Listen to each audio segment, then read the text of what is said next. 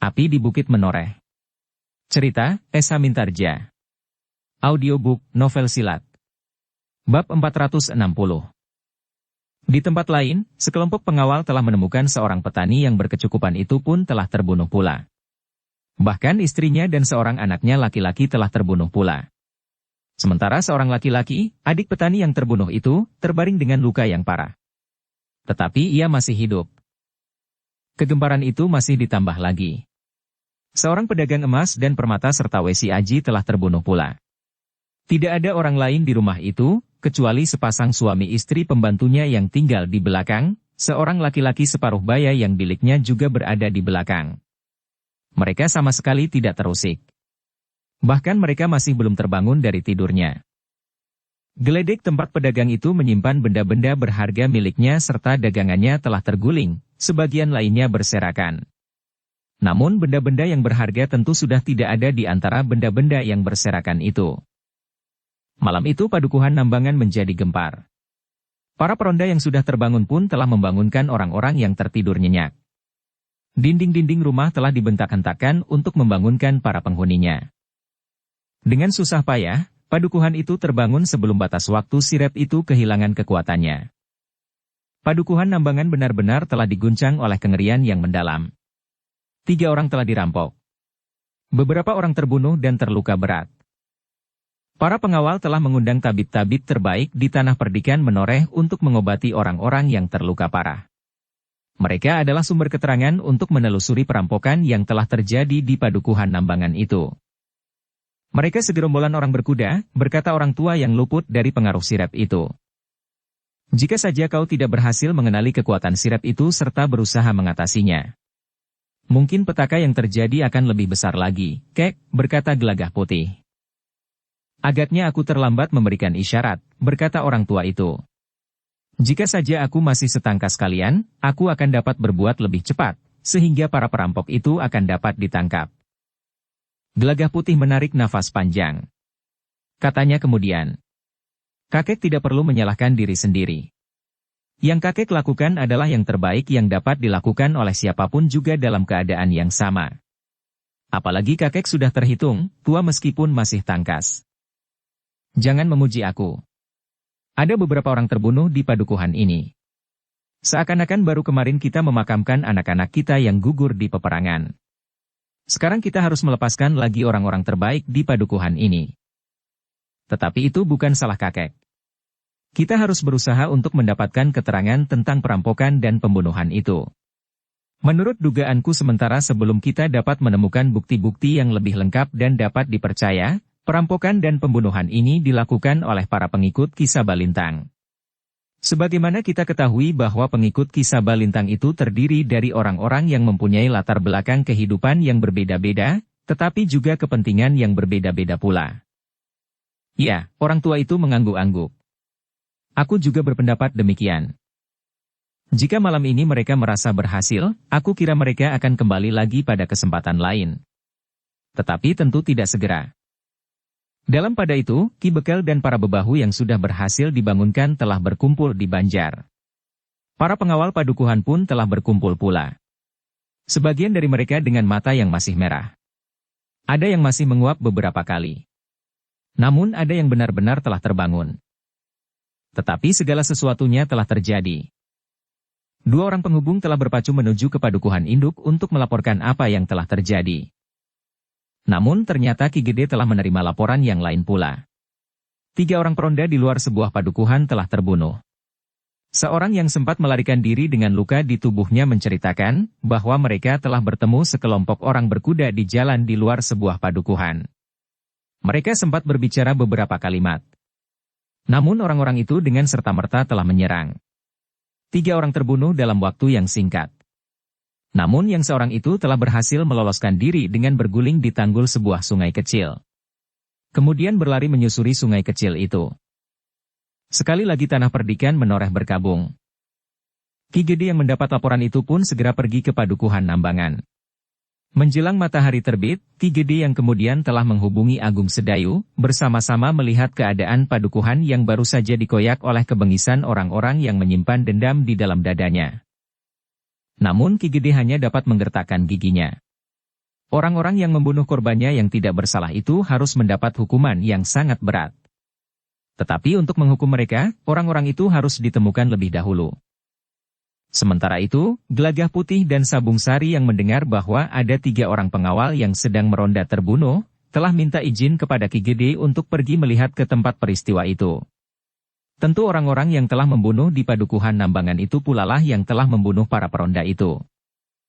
Ketika Gelagah Putih dan Sabung Sari sampai ke tempat peristiwa yang menggemparkan itu terjadi, para korban telah dibawa ke Banjar Padukuhan. "Marilah. Aku antar kau ke Banjar," berkata seorang pengawal, yang bersama beberapa orang kawannya masih berada di tempat kejadian. "Nanti aku akan pergi ke Banjar. Aku ingin tahu, kemana orang-orang ini pergi." Para pengawal itu hanya dapat mengangguk-angguk. Namun mereka pun dapat melihat jejak kaki kuda di sekitar tempat kejadian itu. Dalam pada itu, matahari pun telah terbit. Gelagah Putih dan Sabung Sari dapat melihat dengan jelas jejak kaki kuda meninggalkan tempat kejadian itu. "Kalian hanya berdua?" bertanya pemimpin pengawal padukuhan itu. "Ya. Apakah kalian memerlukan kami?" "Belum sekarang. Nanti, jika perlu, aku akan minta bantuan kalian." Gelagah Putih dan Sabung Sari pun kemudian telah minta diri untuk menelusuri jejak kaki kuda yang baru saja meninggalkan tempat kejadian itu. Dengan cermat keduanya memperhatikan jejak itu. Agaknya para penunggang kuda itu telah memilih jalan yang lebih kecil. Ketika jejak itu berbelok memasuki jalan simpang, maka Gelagah Putih dan Sabung Sari pun mengikutinya pula. Keduanya menjadi ragu-ragu ketika keduanya sampai di perbatasan. Jika mereka mengikuti jejak itu seterusnya, mereka akan berada di wilayah orang lain. Ketika keduanya menengadahkan wajah mereka, mereka melihat di depan mereka terbentang hutan yang memanjang. Dalam kebimbangan itu Sabung Sari pun berdesis. "Kita akan melangkahi pagar halaman kita." Ya. Hutan itu berada di daerah Kademangan Pucang Telu. Kademangan yang terhitung luas. Tetapi padukuhan induk Kademangan itu berada di balik hutan dan bukit-bukit kecil itu, sehingga hubungan kami dengan Kademangan Pucang Telu tidak begitu akrab. Seakan-akan ada tirai yang membatasinya. Sabung Sari mengangguk-angguk. Kata Gelagah Putih selanjutnya. "Agaknya mereka tidak berbuat sesuatu ketika terjadi perang di Tanah Perdikan." "Maksudmu orang-orang Kademangan itu?" "Ya. Demikian pula Kademangan-Kademangan yang lain. Bahkan Kademangan yang menjadi landasan pasukan Ki Sabalintang. Jika mereka berani menentang, maka Kademangan-Kademangan itu akan dilumatkannya. Kami dapat memakluminya. Apalagi Kademangan Pucang Telu yang memang tidak terlalu akrab dengan Tanah Perdikan Menoreh. Pernah terjadi perselisihan mengenai perbatasan. Tetapi Ki Gede lebih baik mengalah. Yang dipersengketakan adalah sebuah padang perdu yang luas, dan agaknya juga subur. Tetapi jika tanah yang dipersengketakan itu ada penghuninya dan mengaku sebagai keluarga Tanah Perdikan, maka Ki Gede tentu akan bersikap lain." Sabung Sari mengangguk-angguk. Namun kemudian ia pun bertanya, "Apa yang akan kita lakukan?" Gelagah Putih pun menjadi ragu-ragu. Namun akhirnya ia pun berkata, "Kita telusuri jejak ini beberapa ratus patok lagi. Mungkin kita akan sampai ke hutan itu. Jika jejak itu memasuki hutan, kita akan mencoba melihat ke dalam. Tetapi jika jejak itu melingkari hutan dan sampai ke sebuah padukuhan, maka kita tidak akan dapat menyusul mereka tanpa mendapat izin. Kita dapat menghubungi Ki Bekel di padukuhan itu. Ya, kita akan berbicara dengan baik-baik, meskipun di hati ini sudah dibekali dengan perasaan yang agak sumbang." Keduanya pun kemudian meneruskan perjalanan mereka mengikuti jejak beberapa ekor kuda yang menuju ke hutan yang memanjang itu. Namun ternyata jejak itu tidak masuk ke dalam hutan, tetapi meluncur di sepanjang tepinya. "Jejak ini tentu menuju ke padukuhan di sebelah hutan itu," berkata Gelagah Putih. "Ya. Sebaiknya kita pergi ke padukuhan itu." Gelagah Putih mengangguk. Ia justru melecut kudanya untuk berlari lebih cepat lagi. Di belakangnya Sabung Sari pun memacu kudanya pula. Beberapa saat lamanya mereka berpacu di punggung kuda menyusuri hutan yang panjang itu.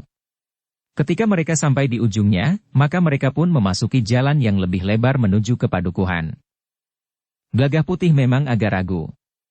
Ia tahu benar bahwa orang-orang Kademangan Pucang Telu tidak begitu ramah dan merasa rendah diri, sehingga kadang-kadang mereka berbuat aneh-aneh untuk mencoba menunjukkan bahwa mereka memiliki sesuatu yang tidak dimiliki oleh Tanah Perdikan Menoreh. Tetapi Gelagah Putih meneruskan perjalanannya bersama Sabung Sari. Mereka masih tetap mengikuti jejak sekelompok orang berkuda yang agaknya juga menuju ke padukuhan. Beberapa saat kemudian, Gelagah Putih dan Sabung Sari pun telah memasuki regol padukuhan itu. Mereka yakin bahwa jejak kaki kuda yang diikutinya juga memasuki regol padukuhan itu. Tetapi Gelagah Putih dan Sabung Sari tidak dapat berbuat lain kecuali menemui bekal dari padukuhan itu. Seperti yang diduga oleh Gelagah Putih, sikap bekal padukuhan itu agak kurang ramah. Meskipun Ki Bekel itu mempersilakan Gelagah Putih dan Sabung Sari naik ke pendapa rumahnya dan duduk di peringgitan, namun wajah Ki Bekel itu nampak agak gelap. Sekali-sekali Ki Bekel mencoba untuk tersenyum. Tetapi senyumnya terasa hambar sekali. "Apakah kalian orang-orang Tanah Perdikan?" bertanya Ki Bekel. "Iya, Ki Bekel. Kami adalah pengawal Tanah Perdikan Menoreh. Mengikuti jejak sekelompok orang berkuda yang agaknya juga menuju ke padukuhan. Apakah kalian mempunyai keperluan penting, sehingga kalian berdua datang ke padukuhan kami?" "Iya, Ki Bekel. Aku sudah mendengar bahwa baru saja terjadi pergolakan di Tanah Perdikan Menoreh. Saudara-saudara seperguruan Nyi Lurah Agung Sedayu yang tinggal di Tanah Perdikan minta agar Nyi Lurah bersedia bergabung kembali dengan saudara-saudara seperguruannya yang ingin menyusun kembali perguruan Kedung Jati.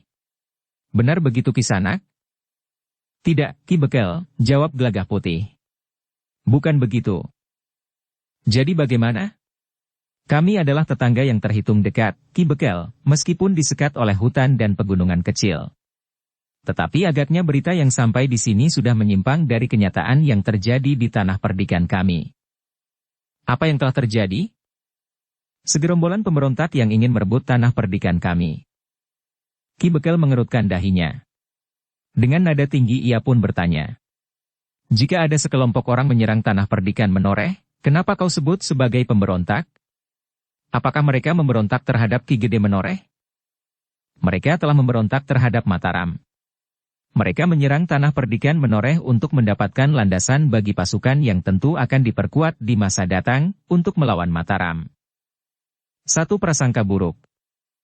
Bukan sekedar prasangka. Beberapa orang pemimpin mereka yang dapat kami tawan telah mengatakan hal itu. Bahkan sejak sebelum pertempuran pecah, pemimpin mereka telah datang menemui Ki Gede Menoreh. Mereka menawarkan kerja sana untuk melawan Mataram." Ki Bekel itu tertawa. Katanya, "Kau telah berhasil menyusun sebuah dongeng yang menarik. Baiklah.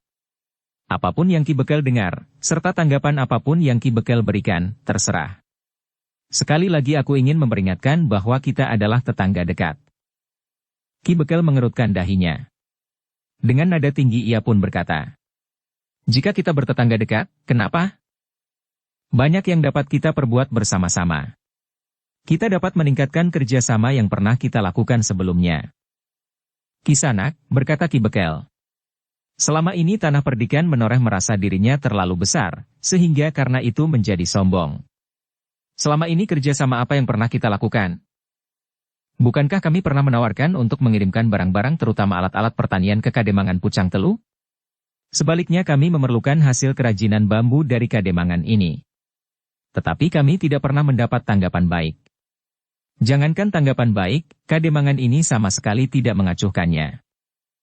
Tanah Perdikanmu memberikan syarat yang tidak masuk akal. Jika itu benar, kita dapat merundingkannya." "Sudahlah. Sekarang, untuk apa kalian berdua datang kemari? Berbicara tentang kerjasama, atau mengulang lagi mengenai perbatasan? Atau apa?" "Ki Bekel," berkata Gelagah Putih kemudian. Betapapun darahnya mulai panas, namun ia masih tetap mengendalikan diri. Katanya selanjutnya, "Kami sedang menelusuri jejak beberapa orang perampok berkuda. Kami datang untuk minta izin melanjutkan penelusuran kami." Wajah Ki Bekel menjadi tegang. Katanya, "Jika kalian sedang mengikuti jejak perampok, kenapa kalian datang ke padukuhan ini? Apakah kalian mengira bahwa kami, penghuni padukuhan ini, yang telah melakukan perampokan?" "Sama sekali tidak, Ki Bekel. Bukan orang-orang padukuhan ini. Bukan pula orang-orang dari Kademangan ini. Tetapi tentu bagian dari gerombolan yang baru saja kami halau dari tanah perdikan Menoreh. Mungkin mereka mendendam, sehingga mereka memasuki tanah perdikan kami untuk merampok dan membunuh beberapa orang yang tidak berdosa. Jika demikian, kenapa kalian datang ke padukuhan ini? Kami mengikuti jejak mereka. Ternyata mereka memasuki pintu gerbang padukuhan ini. Mungkin mereka hanya lewat. Karena itu, kami berdua minta izin untuk lewat di padukuhan ini, meneruskan penelusuran kami. Kisanak, berkata Ki Bekel dengan wajah menegang. Sejak lama orang-orang tanah perdikan Menoreh selalu merendahkan kami. Kami menyadari bahwa kekuatan kami tidak sebesar kekuatan yang ada di tanah perdikan Menoreh. Tetapi kami juga berada di bawah perlindungan Mataram. Jika tanah perdikan Menoreh seenaknya saja memperlakukan kami, maka di samping perlawanan sejauh dapat kami lakukan, kami juga akan minta perlindungan Mataram. Apa sebenarnya yang Ki Bekel katakan itu? Kami hanya mohon diizinkan lewat untuk menelusuri jejak perampok yang datang ke tanah perdikan. Mereka tidak hanya merampok, tetapi juga membunuh. Beberapa orang telah terbunuh. Bukankah di setiap padukuhan di tanah perdikan terdapat pengawal yang kuat? Apa kerja para pengawal itu, sehingga segerombolan perampok sempat merampok dan membunuh? Perampok-perampok itu memiliki ilmu sirep yang sangat tajam, Ki Bekel. Seisi padukuhan, termasuk para pengawalnya, telah terkena sirep sehingga mereka tertidur nyenyak. Perampokan itu berlangsung dengan lancar. Namun perampok-perampok itu ternyata masih juga membunuh orang-orang yang telah dirampok. Satu cerita yang menarik, Kisanak. Tetapi sulit untuk dipercaya. Tanah perdikan baru saja menghalau segerombolan yang kalian sebut pemberontak, namun tiba-tiba telah terjadi perampokan di tanah perdikan Menoreh. Mereka bukan saja merampok, tetapi juga membunuh. Berapa banyaknya perampok itu, Kisanak, sehingga tanah perdikan Menoreh tidak mampu mencegahnya? Ada bedanya, Ki Bekel. Kita menghalau para pemberontak itu karena mereka menyerang beradu dada. Tetapi para perampok ini datang dengan diam-diam di malam hari. Bahkan dengan melontarkan sirep yang tajam, sehingga para pengawal tertidur nyenyak. Itu artinya, tanah perdikan masih belum memiliki kemampuan yang pantas untuk melindungi rakyatnya. Gelagah Putih mengerutkan dahinya.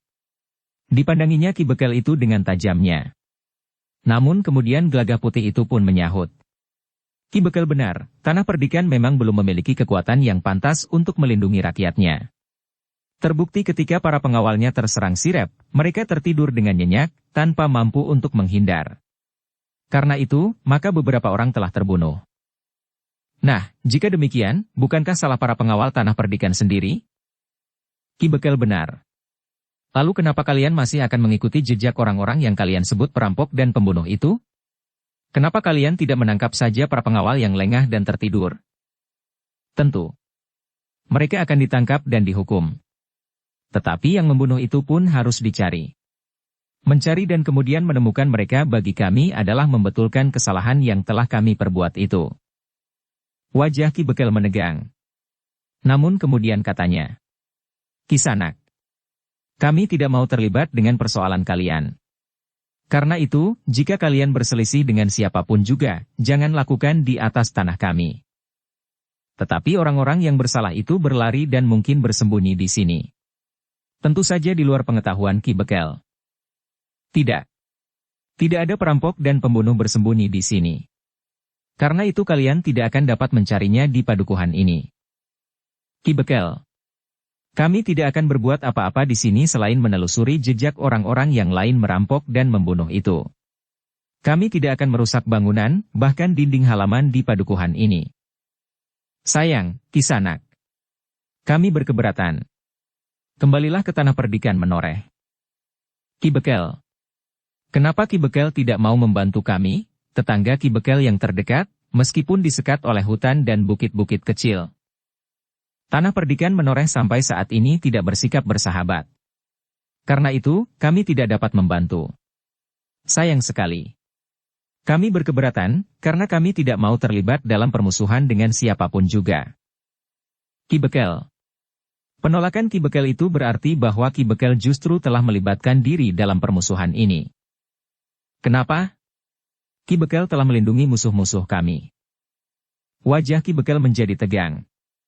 Dipandanginya Gelagah Putih dengan tajamnya. Dengan suara bergetar Ki Bekel itu pun bertanya. Kau mengancam kami, Kisanak? Tidak. Aku tidak mengancam. Aku hanya mengatakan, jika Ki Bekel menolak memberikan izin kepada kami untuk menelusuri jejak para perampok yang melarikan diri lewat padukuhan ini, maka aku menganggap bahwa sikap Ki Bekel sama sekali tidak bersahabat. Bahkan Ki Bekel telah melindungi musuh-musuh kami itu. Terserah kepada tanggapanmu anak muda. Tetapi jika kau berani melanggar hak kami, maka kami akan melaporkannya kepada Panembahan Senapati. Kami menelusuri jejak perampok itu karena kami melaksanakan perintah Panembahan Senapati.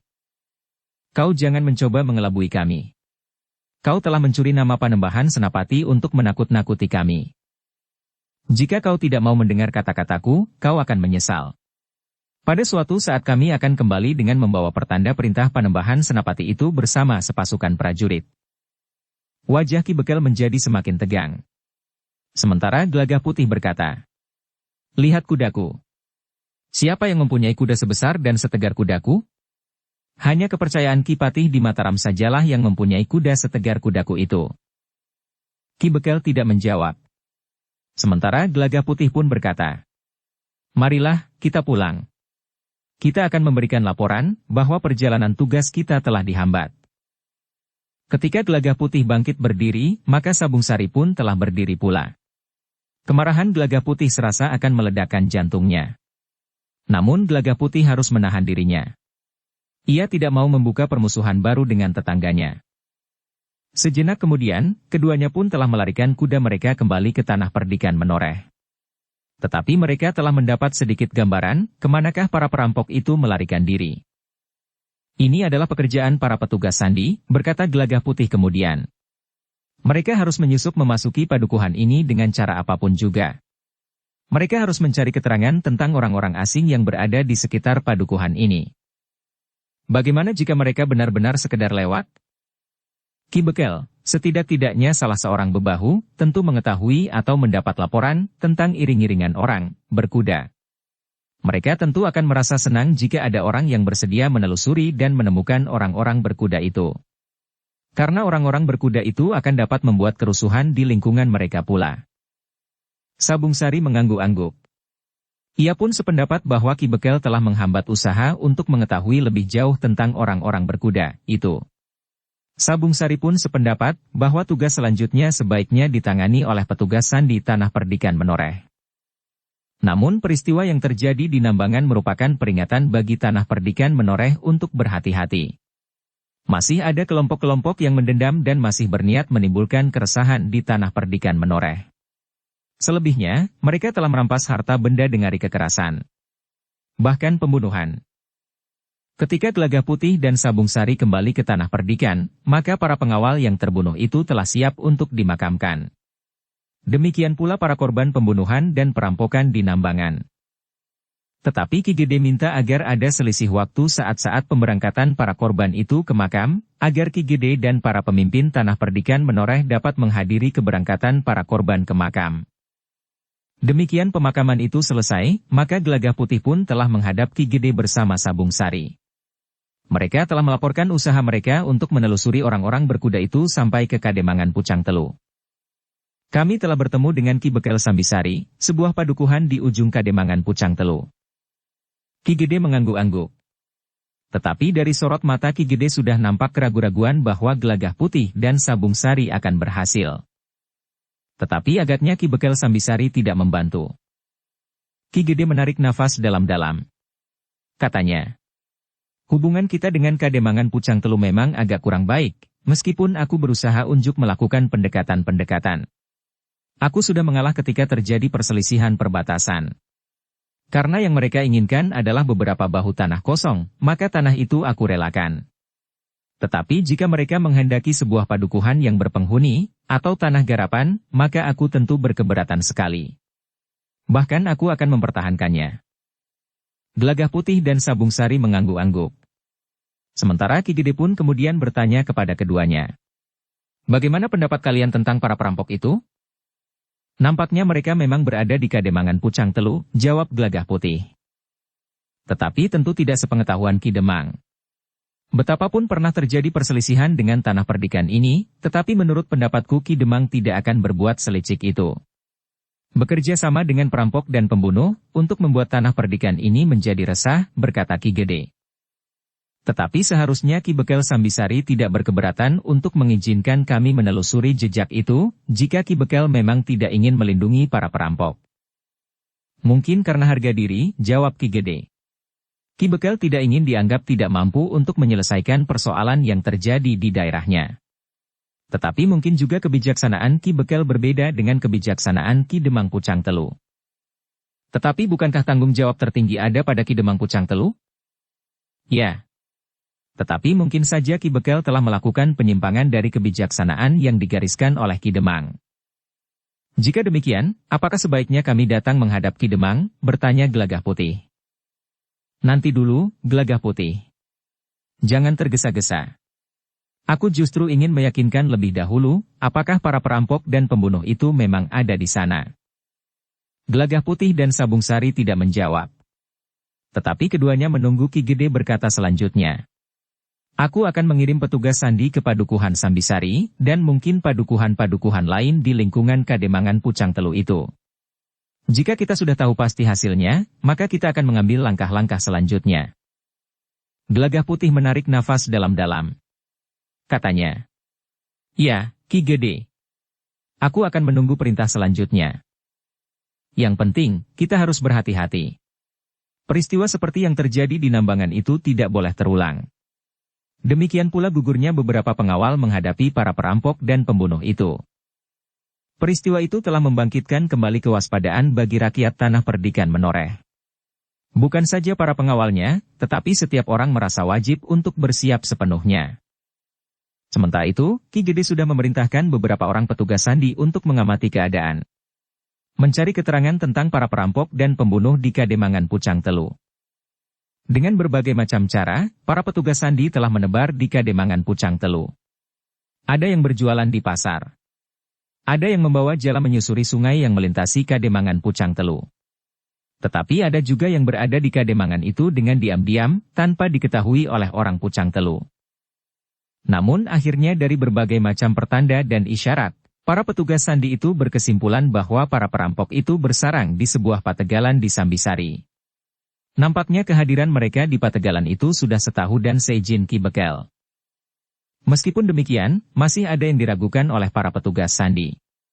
Jumlah mereka yang berada di pategalan itu tidak terlalu banyak. Hanya sekelompok kecil orang-orang berkuda. Ketika hal itu dilaporkan kepada Ki Gede Menoreh, maka Ki Gede pun membicarakannya dengan beberapa orang pemimpin tanah perdikan. Di antara mereka diminta hadir pula Ki Lurah Agung Sedayu. Ketika laporan itu disampaikan dalam pertemuan itu, maka Agung Sedayu pun berkata, tentu hanya sebagian dari anggota gerombolan itu yang berada di pategalan itu. Yang lain berada di sarang mereka. Mungkin sarang mereka berada di tempat yang jauh, sehingga mereka memerlukan semacam landasan untuk menggapai tanah perdikan Menoreh. Agaknya para pemimpin gerombolan itu sudah mengetahui bahwa hubungan antara Kademangan Pucang Telu dengan tanah perdikan ini kurang baik. Mereka pun memanfaatkan untuk kepentingan mereka.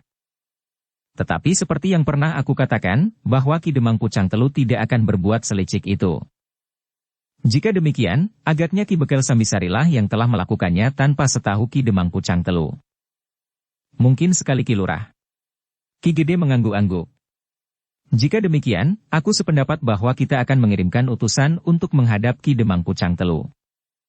Aku sependapat, Ki Gede. Kita selesaikan persoalan ini dengan cara yang lebih baik daripada mempergunakan kekerasan.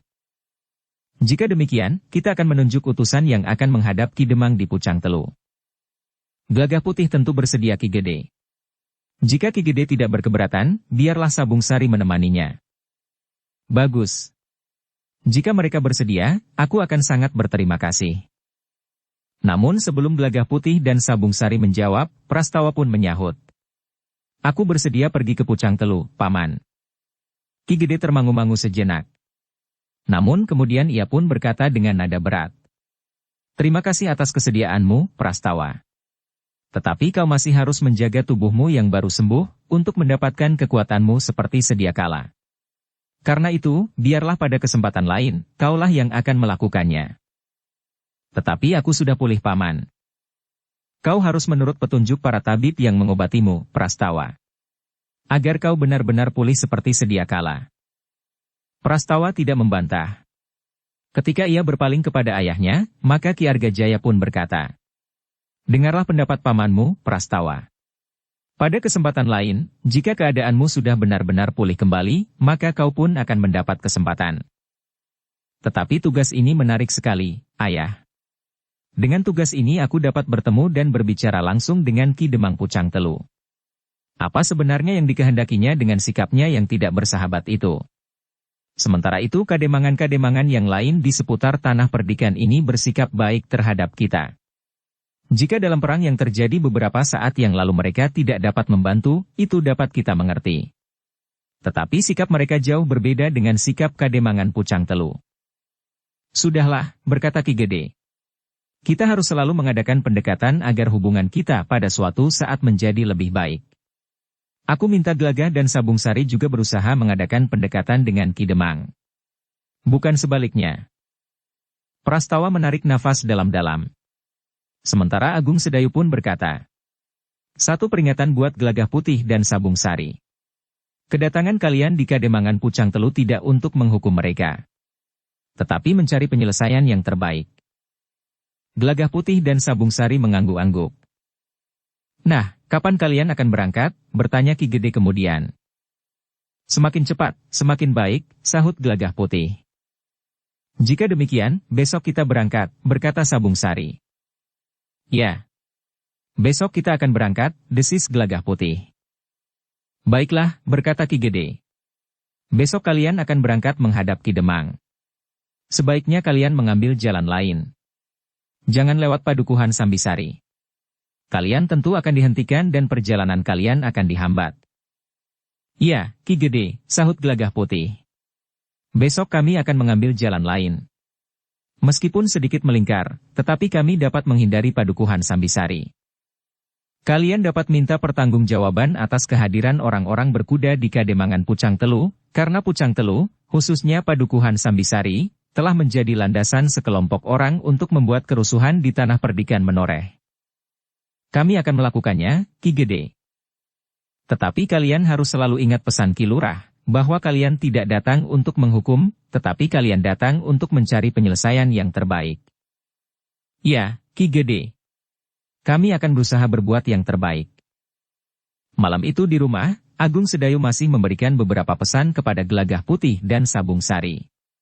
Terutama kepada Gelagah Putih, agar tidak sekedar menuruti kata hatinya saja. Dengan nada berat Agung Sedayu berkata, "Usahakan agar kau dapat menangkap ikannya tanpa mengeruhkan airnya, Gelagah Putih." "Iya, Kakang. Jangan kau turuti darah mudamu. Kau harus mendengarkan pendapat Sabung Sari." "Iya, Kakang. Nah, sekarang kau dapat beristirahat. Besok kau dapat berangkat pagi-pagi sekali." Kepada Sabung Sari, Agung Sedayu pun berpesan, "Aku harap kau dapat mengekang Gelagah Putih, jika darahnya mulai menjadi panas." Sabung Sari tersenyum. Katanya, "Aku akan mencobanya." Tetapi Gelagah Putih sudah menjadi semakin mengendap. Ia masih dapat menahan diri ketika ia bertemu dan berbicara dengan Ki Bekel di Sambisari. Agung Sedayu pun tersenyum. Tetapi katanya kemudian, mungkin waktu itu hatinya sedang terang. Tetapi pada saat lain, Gelagah Putih memerlukan kendali yang lebih keras. Sabung Sari tertawa. Gelagah Putih pun tertawa pula. Demikianlah, menjelang fajar di keesokan harinya, Gelagah Putih dan Sabung Sari sudah bersiap-siap. Kuda-kuda mereka pun sudah siap pula. Karena itu, ketika matahari terbit, keduanya sudah menuntun kuda mereka di halaman. Seisi rumah itu pun mengantar mereka sampai di tangga pendapa. Bahkan Agung Sedayu, Sekar Mirah dan Rarawulan melepaskan mereka di regol halaman. Ki Jayaraga melepas Gelagah Putih dengan berbagai macam pesan pula, agar Gelagah Putih tidak sekedar mengikuti arus perasaannya tanpa pertimbangan nalarnya. "Jaga sikap anak itu, Ger," pesan Ki Jayaraga kepada Sabung Sari. Sabung Sari tersenyum sambil mengangguk hormat. "Aku akan berusaha, Ki Jayaraga." Ki Wijil, Nyi Wijil dan Sayoga yang masih berada di rumah itu berdiri berjajar di tangga pendapa. Sementara Rara Wulan yang berdiri di regol berdesis. "Berhati-hatilah, Kakang." Gelagah Putih tersenyum. Katanya, "Aku akan berhati-hati, Rara." Ketika matahari mulai naik, maka kedua ekor kuda itu sudah berlari di bulak panjang. Sinar matahari yang cerah terasa menghangatkan badan mereka. Angin masih terasa dingin. Embun pun masih menitik dari dedaunan yang diayunkan oleh angin lembut. Kicau burung liar terdengar bersahut-sahutan, seakan-akan saling memamerkan warna suara masing-masing. Ada yang melengking tinggi, ada yang berlagu lembut. Ada yang mencicit seperti jerit anak-anak nakal yang berlari-lari di pematang. Kuda Gelagah Putih dan Sabung Sari pun berlari-lari terus menyusuri jalan bulak yang panjang, di antara kotak-kotak sawah yang terbentang luas. Meskipun keduanya menempuh jalan yang pernah dilewatinya, tetapi keduanya berusaha menghindari padukuhan Sambisari, sehingga keduanya harus menempuh jalan yang agak melingkar. Kademangan Pucang Telu bukan kademangan yang sepi. Karena itu, maka tidak banyak orang yang memperhatikan Gelagah Putih dan Sabung Sari. Selain mereka berdua, sekali-sekali lewat pula orang-orang berkuda di jalan-jalan induk Kademangan Pucang Telu. Gelagah Putih dan Sabung Sari telah memperlambat kuda mereka. Di muka gerbang padukuhan induk, keduanya berhenti sejenak. Beberapa orang yang lewat sempat memperhatikan keduanya sejenak. Namun demikian, mereka pun melanjutkan langkah mereka. Gelagah Putih dan Sabung Sari pun saling berpandangan sejenak. Namun kemudian mereka pun telah menggerakkan kendali kuda mereka. Kuda mereka pun kemudian berlari-lari kecil memasuki padukuhan induk Kademangan Pucang Telu. "Mudah-mudahan Ki Demang ada di rumah," desis Gelagah Putih. "Kau pernah mengenal Ki Demang?" "Aku pernah melihatnya. Aku tidak tahu apakah Ki Demang mengenal aku atau tidak."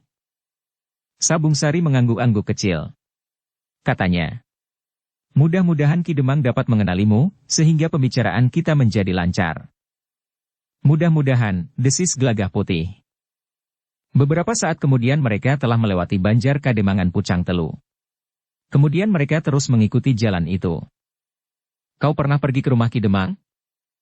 "Belum." "Tetapi bukankah Ki Gede memberi ancar-ancar?" "Ki Gede pernah pergi ke rumah Ki Demang?"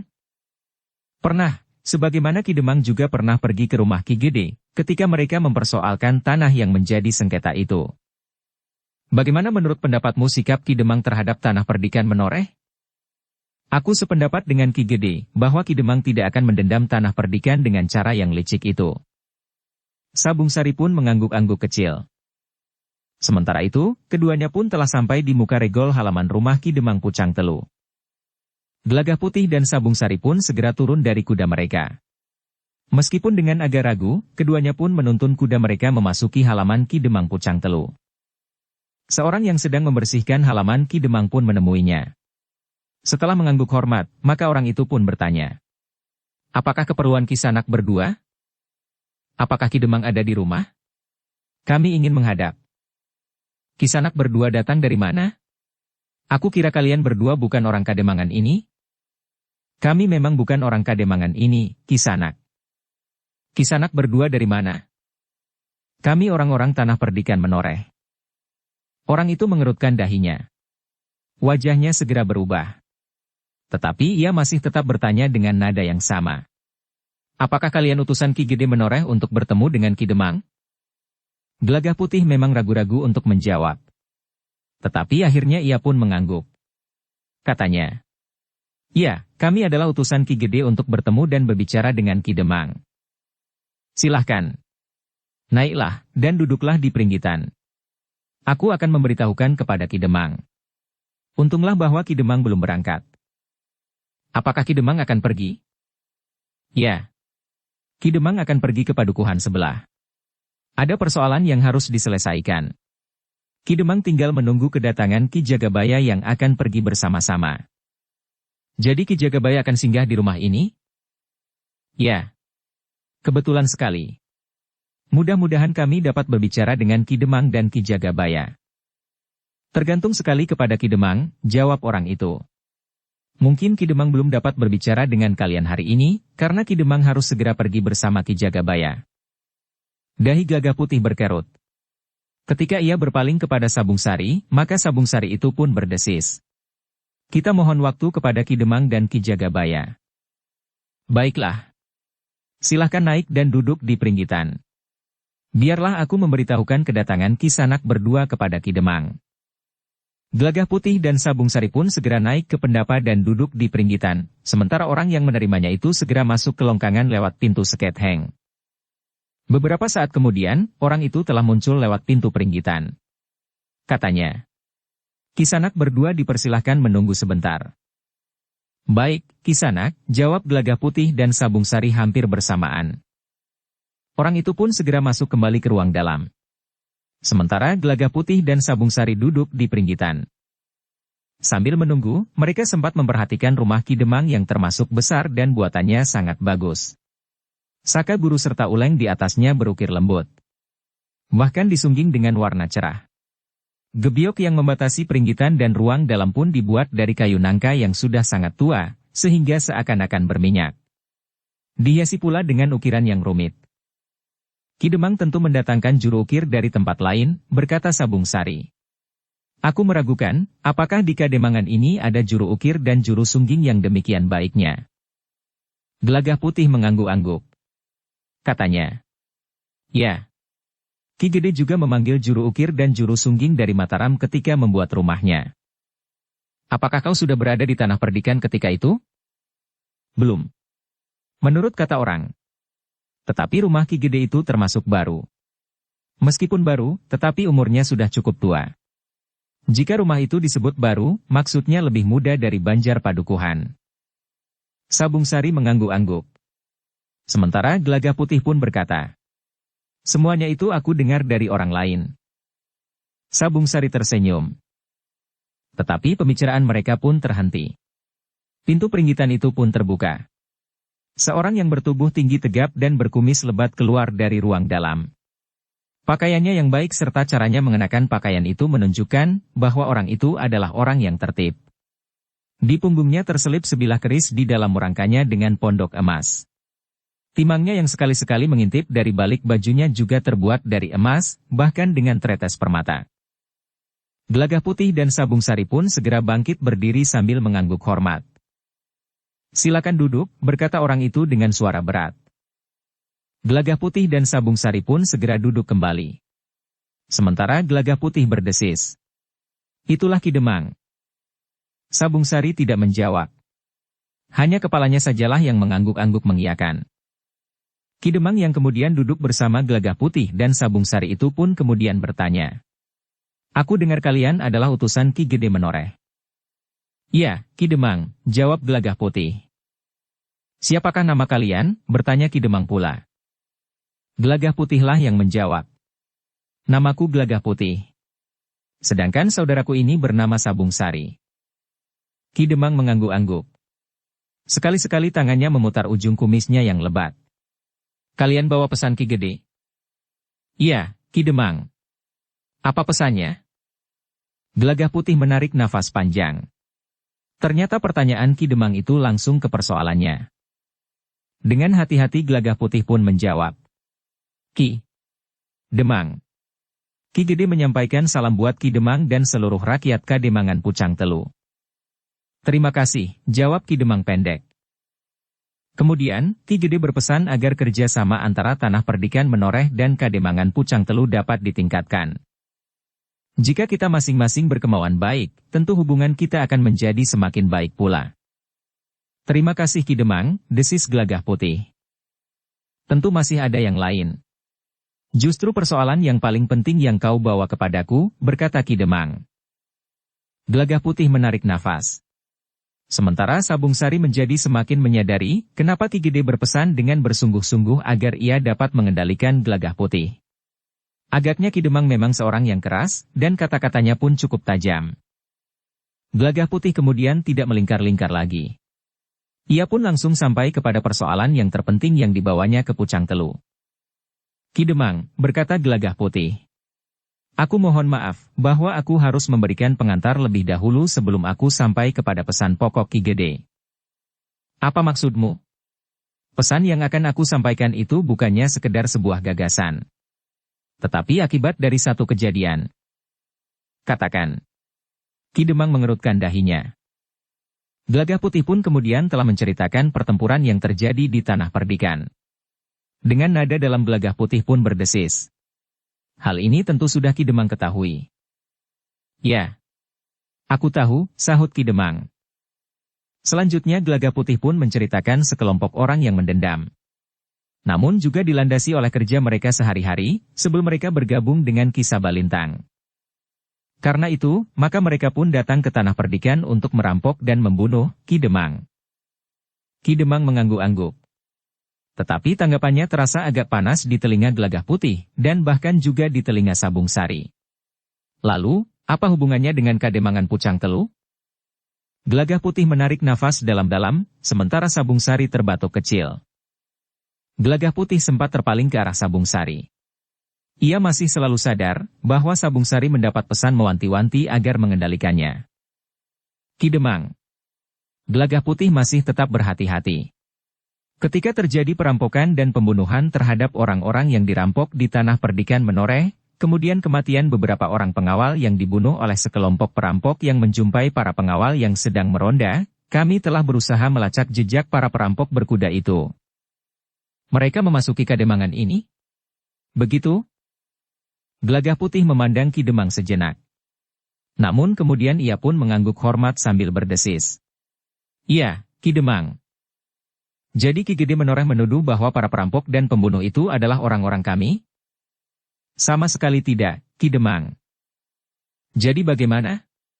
Mereka memasuki Kademangan ini tanpa setahu Ki Demang bahwa mereka telah mencemarkan nama baik Kademangan ini. Karena itu, kami datang menemui Ki Demang. Kalian ingin kami menangkap para perampok itu? Wajah Ki Demang menjadi tegang. Maaf. Katakan kepada Ki Gede bahwa kami tidak akan mengorbankan nyawa anak-anak kami untuk menyelesaikan persoalan-persoalan yang bukan persoalan kami. Tidak. Tidak begitu, Ki Demang. Jadi bagaimana? Kami hanya ingin mendapatkan izin untuk memburu perampok-perampok yang bahkan telah membunuh di Tanah Perdikan kami. Kalian ingin kami membiarkan kekuatan asing berkeliaran di Kademangan ini? Saling membenci, mendendam dan bahkan saling membunuh. Kami akan mencoba menghindarinya, Ki Demang. Kemudian kami akan membawa mereka ke Tanah Perdikan menoreh untuk diadili. Gelagah Putih, berkata Ki Demang. Kademangan ini bukan sarang perampok dan pembunuh. Kami juga tidak akan membuat Kademangan kami menjadi padang pembantaian. Kami juga tidak ingin rakyat kami yang hidup dalam damai ini akan terguncang, bahkan akan menjadi pengalaman yang buruk, karena anak-anak kami akan melihat darah dan mayat yang berserakan. Wajah Gelagah Putih menjadi tegang. Justru untuk beberapa saat ia terdiam. Sabung Sari mengerti bahwa Gelagah Putih sedang berusaha mengatur perasaannya yang bergejolak. Karena itu, Sabung Sarilah yang kemudian berkata dengan sareh. Ki Demang. Jika demikian, kami ingin mengajukan permohonan kepada Ki Demang. Kami mohon Ki Demang tidak memberikan tempat kepada para perampok dan pembunuh itu tinggal di Kademangan ini. Wajah Ki Demang menjadi merah. Dipandanginya Sabung Sari dengan tajamnya. Dengan nada tinggi Ki Demang itu berkata, Kau jangan menuduh kami berbuat kejahatan dengan melindungi perampok dan pembunuh. Tuduhan itu sangat menyakitkan hati. Kami tahu bahwa Ki Demang memang tidak berniat berbuat demikian. Bahkan barangkali Ki Demang tidak mengetahui bahwa ada sekelompok perampok dan pembunuh yang bersembunyi di Kademangan ini. Berkatalah dengan jelas. Jangan melingkar-lingkar seperti itu, bentak Ki Demang. Kami hanya ingin berbicara dengan hati-hati, agar tidak menyinggung perasaan Ki Demang. Dengan berhati-hati pun kami ternyata sudah menyakiti perasaan Ki Demang. Katakan yang ingin kau katakan. Ki Demang, berkata Sabung Sari kemudian. Perampok dan pembunuh yang kami cari itu bersembunyi di Padukuhan Sambisari. Kami tidak tahu, apakah Ki Bekel Sambisari sudah tahu atau belum. Ketika kami melacak jejak kaki kuda para perampok itu, kami dapatkan jejak kaki kuda itu masuk ke Padukuhan Sambisari. Apakah itu sudah cukup bagi kalian untuk melontarkan tuduhan bahwa para perampok dan pembunuh itu berada di Sambisari? Mungkin mereka hanya lewat, dan di sisi lain keluar lagi dari padukuhan itu, bahkan keluar dari Kademangan ini. Waktu itu kami sudah menghadap Ki Bekel di Sambisari. Kami ingin menelusuri jejak itu lebih jauh. Mungkin jejak itu menunjukkan bahwa para perampok dan pembunuh itu hanya melintas saja di Padukuhan Sambisari, tanpa diketahui oleh para bebahu Padukuhan. Tetap Ki Bekel tidak mengizinkan kami.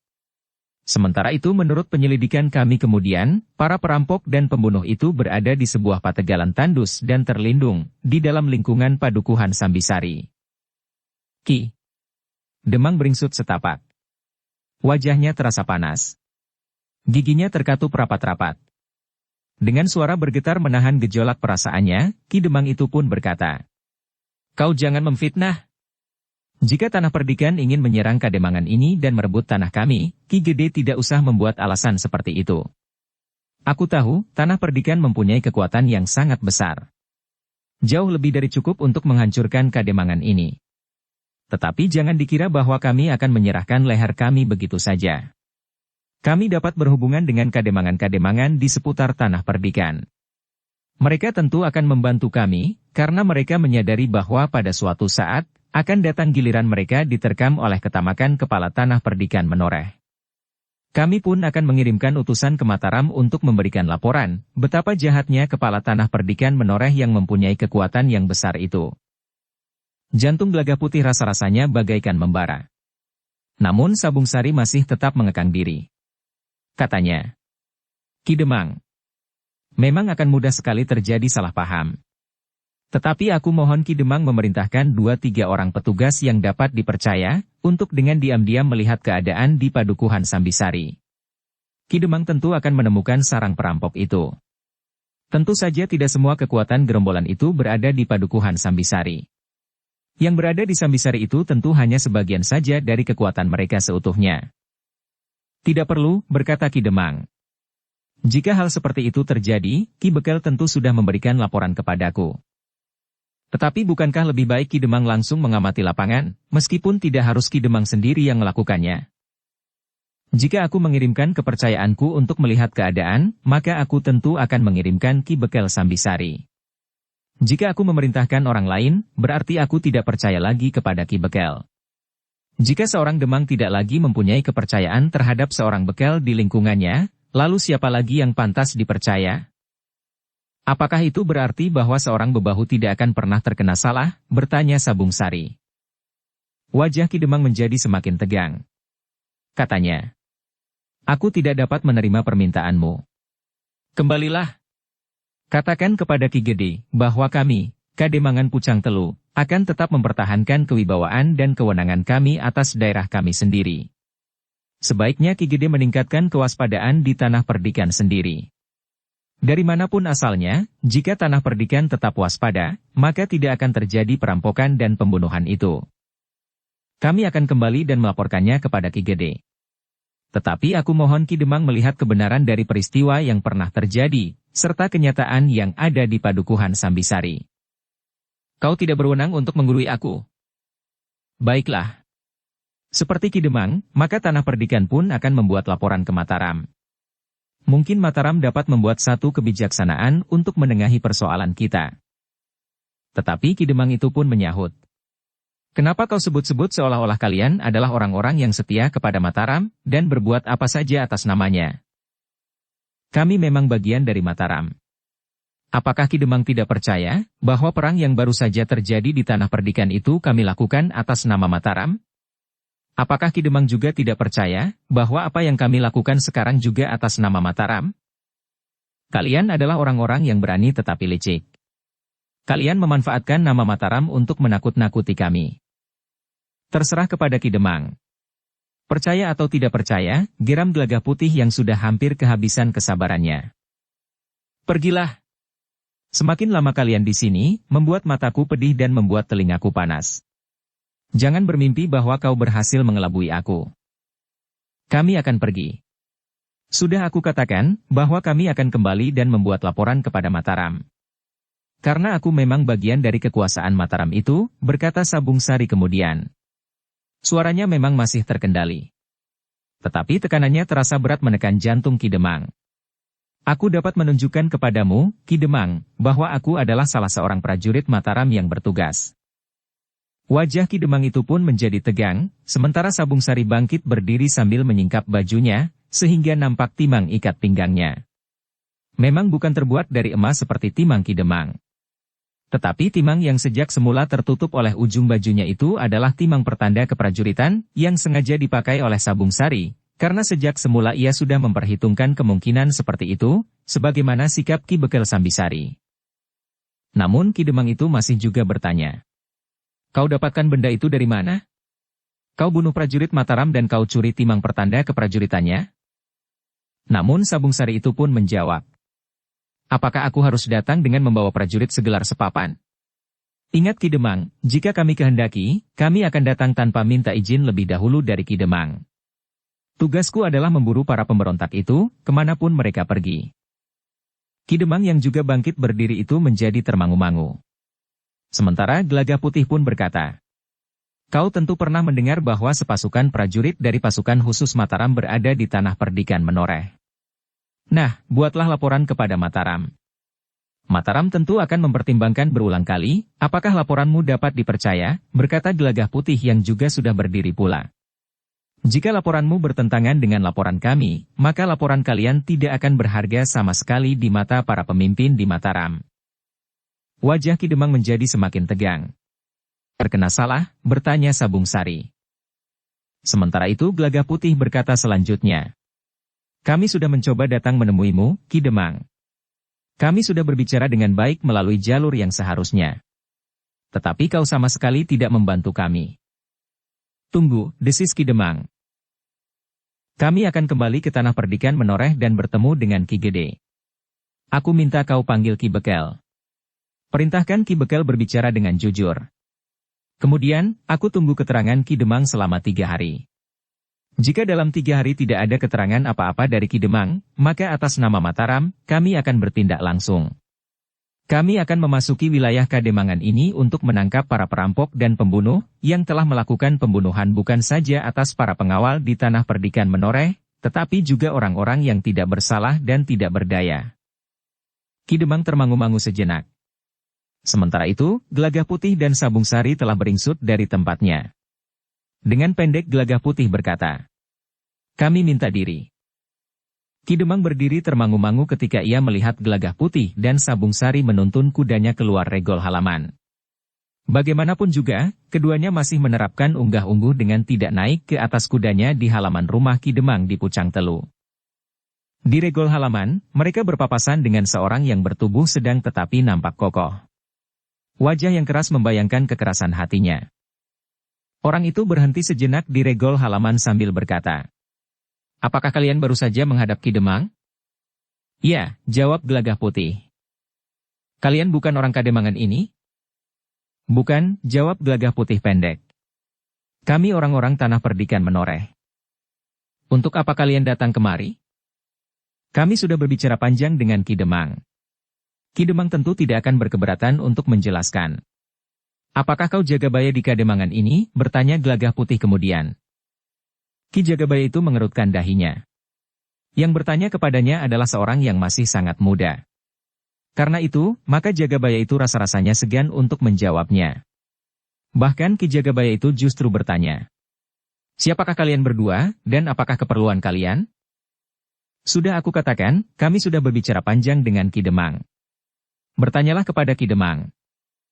Tetapi Ki Jagabaya yang tersinggung itu membentak. Katakan kepadaku. Kau dengar. Gelagah Putih yang sudah terlalu lama menahan diri, tiba-tiba saja membentak pula. Tidak. Kau tidak berhak memaksa aku berbicara. Ki Jagabaya pun menjadi marah.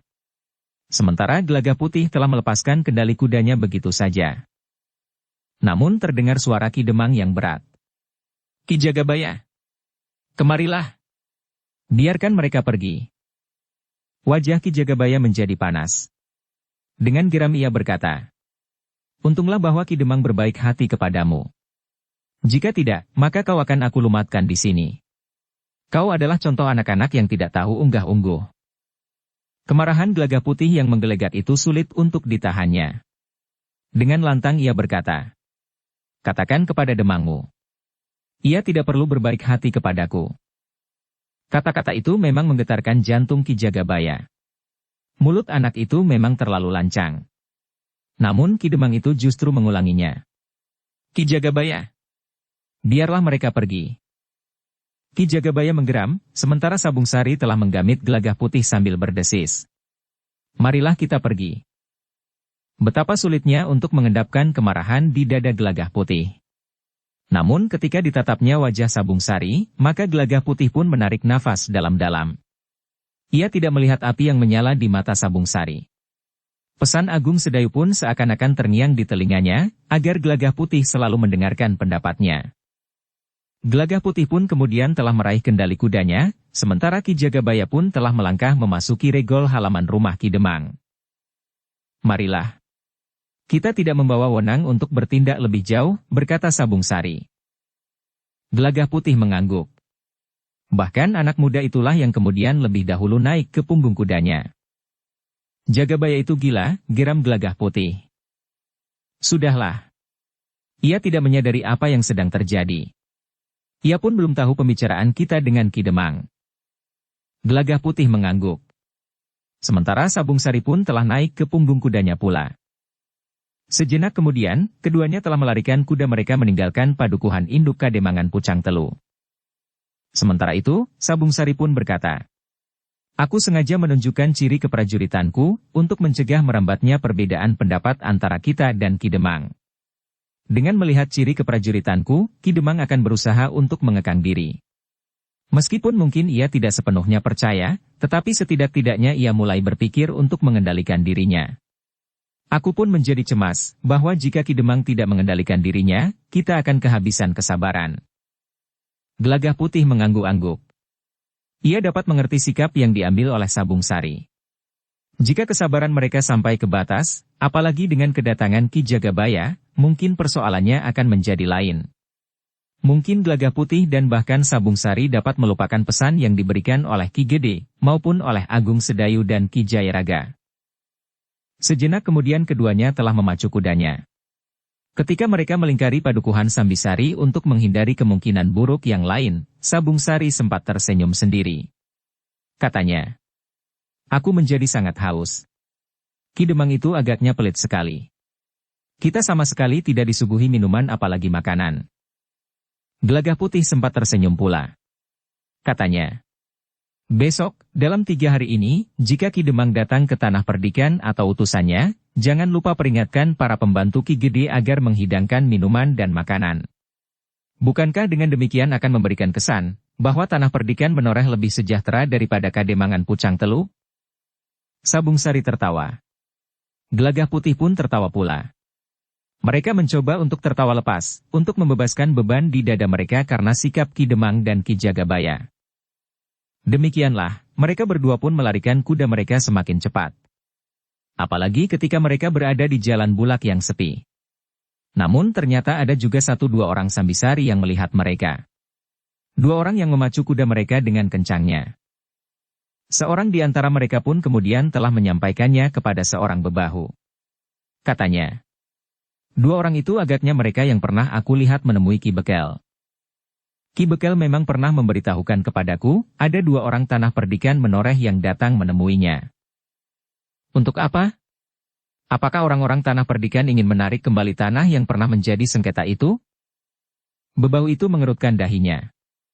Namun kemudian ia pun menggelengkan kepalanya sambil menjawab. Entahlah. Aku tidak tahu. Orang itu termangu-mangu sejenak. Dengan nada ragu ia pun bertanya kepada bebahu itu. Apakah tidak sebaiknya kita berbicara dengan Ki Bekel? Bebahu itu menggeleng. Katanya, tidak usah. Anggap saja mereka sekedar lewat. Tetapi ternyata di luar pengetahuan orang yang memberitahukan tentang 2 orang berkuda yang lewat, bebahu itu telah menemui Ki Bekel. Ada apa? Bertanya Ki Bekel yang melihat bebahu itu datang dengan wajah yang gelisah.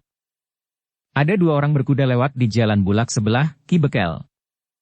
Kenapa dengan 2 orang berkuda lewat? Bertanya Ki Bekel. Menurut orang yang melihatnya, 2 orang itu adalah 2 orang yang pernah datang menemui Ki Bekel. Orang-orang Tanah Perdikan itu? Ya. Mereka lewat dari arah mana? Agaknya mereka dari arah padukuhan induk Kademangan ini. Tidak seorang pun yang melaporkan mereka lewat sebelumnya. Agaknya tidak ada yang melihat mereka saat mereka ke padukuhan induk. Apakah mereka menemui Ki Demang? Agaknya memang demikian. Mereka adalah orang-orang gila, geram Ki Bekel. Seharusnya kita mencegahnya.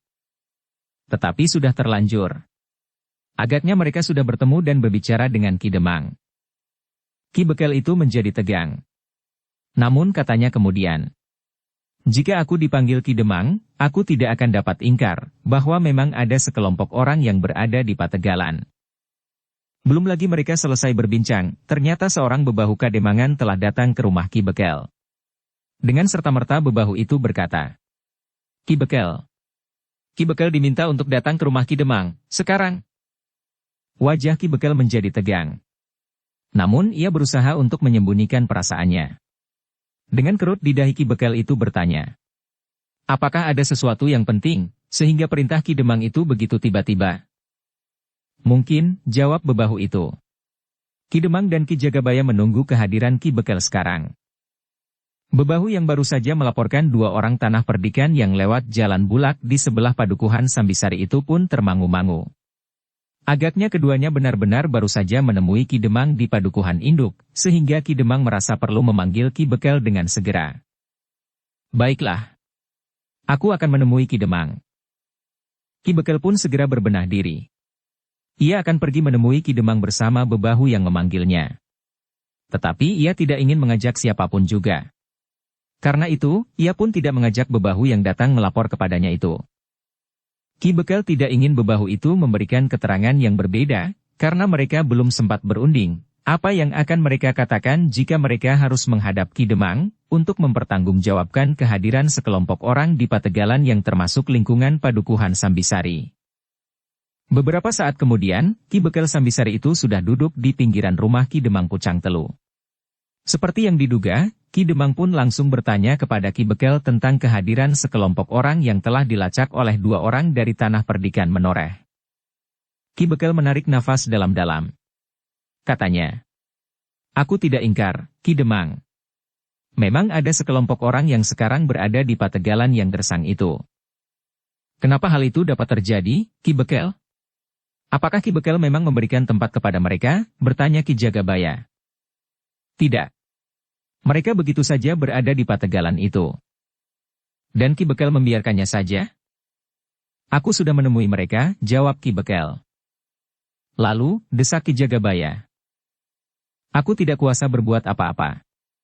Mereka adalah sekelompok orang bersenjata yang dapat berbuat apa saja di padukuhan Sambisari.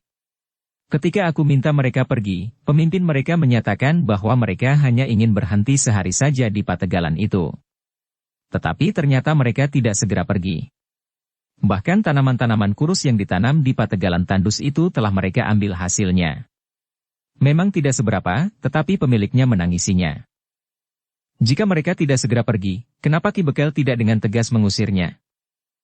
Apakah kami dapat melawan mereka, jika mereka marah dan mempergunakan kekerasan? Bahkan seandainya seisi padukuhan diberi senjata dan bangkit untuk melawan, kami tidak akan dapat mengalahkan mereka. Kenapa Ki Bekel tidak melaporkan kepadaku, berkata Ki Jagabaya dengan lantang. Aku tidak ingin terjadi pembantaian di Kademangan ini, jawab Ki Bekel. Ki Jagabaya termangu-mangu sejenak. Dengan nada tinggi ia pun bertanya. Pembantaian yang bagaimana? Jika kita berusaha mengusir mereka dengan kekerasan, maka tentu akan terjadi pertempuran. Karena menurut perhitunganku, Ki Jagabaya tentu akan mengambil jalan itu. Sedangkan pertempuran melawan orang-orang kasar dan garang itu tentu akan banyak jatuh korban, sementara mereka akan mendendam kita. Jangankan kepada kita, sedangkan kepada tanah perdikan menoreh mereka mendendam, dan sekarang tanah perdikan menoreh menjadi kebingungan akibat dendam itu. Jadi apakah kita harus membiarkan saja kampung halaman kita mereka pergunakan sebagai landasan untuk melancarkan balas dendam kepada tanah perdikan menoreh? Persoalannya adalah persoalan mereka dengan tanah perdikan menoreh. Kita tidak usah ikut campur. Itulah sebabnya aku diam saja dan tidak memberikan laporan kepada Ki Demang dan Ki Jagabaya. Aku berpura-pura saja tidak tahu. Itu bukan penyelesaian yang baik. Jika kita biarkan saja mereka melancarkan balas dendam mereka dengan merampok dan membunuh di tanah perdikan menoreh dari Kademangan kita, maka tanah perdikan menoreh pun akan mendendam kita. Kita harus memilih, apakah kita harus bermusuhan dengan gerombolan itu, atau kita harus bermusuhan dengan tanah perdikan menoreh, yang dalam hal ini akan dapat bertumpu pada kuasa Mataram. Ki Bekel mengerutkan keningnya. Katanya, apa hubungannya dengan Mataram? Gerombolan itu adalah gerombolan pemberontak yang sedang diburu oleh Mataram. Mereka menyerang tanah perdikan sebagai sasaran sementara. Tanah perdikan akan mereka pergunakan sebagai landasan yang kokoh, sekaligus menjadi lumbung persediaan bahan pangan untuk meraih Mataram. Ki Bekel termangu-mangu sejenak. Namun kemudian katanya, omong kosong. Bukankah kedua orang pengawal tanah perdikan itu yang mengatakannya, bahwa mereka dapat bertumpu pada kuasa Mataram? Seorang di antara mereka telah menunjukkan ciri keprajuritan. Aku yakin orang itu sedang dalam tugas sandi. Mereka memang sedang memburu gerombolan yang berada di lingkungan padukuhanmu. Ki Bekel tidak segera dapat menjawab. Sementara Ki Demang pun berkata, atas nama Mataram, tanah perdikan menoreh dapat berbuat apa saja tanpa seizinku. Ki Bekel mengeratkan dahinya. Lalu katanya, jika demikian, biar orang-orang tanah perdikan menoreh sendiri yang menangkap orang-orang itu. Biar dendam mereka tetap tertuju kepada tanah perdikan menoreh. Tetapi kita mempunyai harga diri, Ki Bekel. Apa kata orang jika para pengawal tanah perdikan menoreh memasuki Kademangan kita untuk menangkap gerombolan yang bersarang di Kademangan ini? Bukankah dengan demikian harga diri kita turut terinjak? Jadi, apakah kita harus mengorbankan anak-anak kita bagi kepentingan tanah perdikan menoreh? Atas nama Mataram, tanah perdikan menoreh dapat berbuat apa saja tanpa seizinku. Sama sekali bukan bagi tanah perdikan menoreh. Tetapi orang-orang yang begitu saja bersarang di Kademangan kita telah melanggar hak dan harga diri kita. Apakah kita akan membiarkan Kademangan ini untuk waktu yang lama dimusuhi oleh sekelompok perampok dan pembunuh? Menurut Ki Bekel, apakah yang terbaik? Diam saja, membiarkan Kademangan ini menjadi sarang perusuh, atau mengusir mereka sebagai seorang laki-laki yang harga dirinya dijamah. Ki Bekel tidak segera menyahut tetapi keringat dingin telah membasahi punggungnya. Kita dapat mengambil jalan tengah, berkata Ki Jagabaya. Maksud Ki Jagabaya, bertanya Ki Demang. Kita hubungi tanah perdikan menoreh. Kita beritahukan sarang pemberontak itu. Kita persilakan tanah perdikan mengusir atau menangkap mereka atas izin kita. Hak kita tidak dilanggar, sementara itu kita tidak harus mengorbankan orang-orang kita bagi kepentingan tanah perdikan menoreh. Ki Demang termangu-mangu sejenak. Demikian pula Ki Bekel. Namun akhirnya Ki Demang berkata, aku besok akan pergi ke tanah perdikan menoreh. Ki Demang akan pergi sendiri? Bukankah Ki Demang dapat mengirimkan utusan saja untuk bertemu dengan Ki Gede, sebagaimana Ki Gede juga hanya mengirimkan utusannya kemari? Aku ingin berbicara langsung dengan Ki Gede, jawab Ki Demang. Ki Bekel termangu-mangu. Namun di luar dugaan Ki Bekel, Ki Demang pun berkata, Ki Bekel, aku minta Ki Bekel merahasiakan kunjunganku ke tanah perdikan menoreh. Maksud Ki Demang, bertanya Ki Bekel. Seharusnya kita mencegahnya. Jika rencanaku didengar oleh gerombolan itu, maka mereka akan dapat melarikan diri sebelum aku dan Ki Gede menentukan sikap. Mereka adalah bagaikan ular. Jika kita memukulnya, maka kita harus meremukkan kepalanya. Jika kita menyakitinya tetapi ular itu tetap hidup, maka dendamnya akan menyala sepanjang umurnya. Tetapi Ki Bekel itu pun menjawab. Yang berada di padukuhan Sambisari itu tentu hanya sebagian saja dari mereka. Seandainya kita dapat menghancurkan mereka, maka induk merekalah yang akan mendendam kita. Jika tanah perdikan merasa kebingungan karena dendam gerombolan itu, apakah kita tidak menjadi jauh lebih parah lagi? Jika demikian, maka biarlah orang-orang tanah perdikan sendirilah yang melakukannya.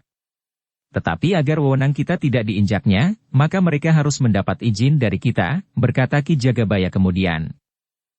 Ki Demang termangu-mangu sejenak. Namun kemudian ia pun berkata, aku akan membicarakannya dengan Ki Gede. Ki Demang pun kemudian telah menunjuk Ki Jagabaya dan Ki Bekel Sambisari untuk menyertainya, pergi ke tanah perdikan menoreh.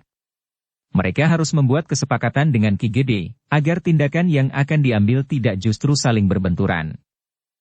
Sebenarnya Ki Bekel Sambisari merasa sangat segan untuk pergi ke Tanah Perdikan. Tetapi ia tidak dapat membantah. Karena itu, maka Ki Bekel hanya dapat mengiyakannya saja. Besok, pagi-pagi sekali, Ki Bekel dan Ki Jagabaya harus sudah sampai di sini. Aku akan berangkat saat terang tanah, supaya kita tidak pulang kemalaman.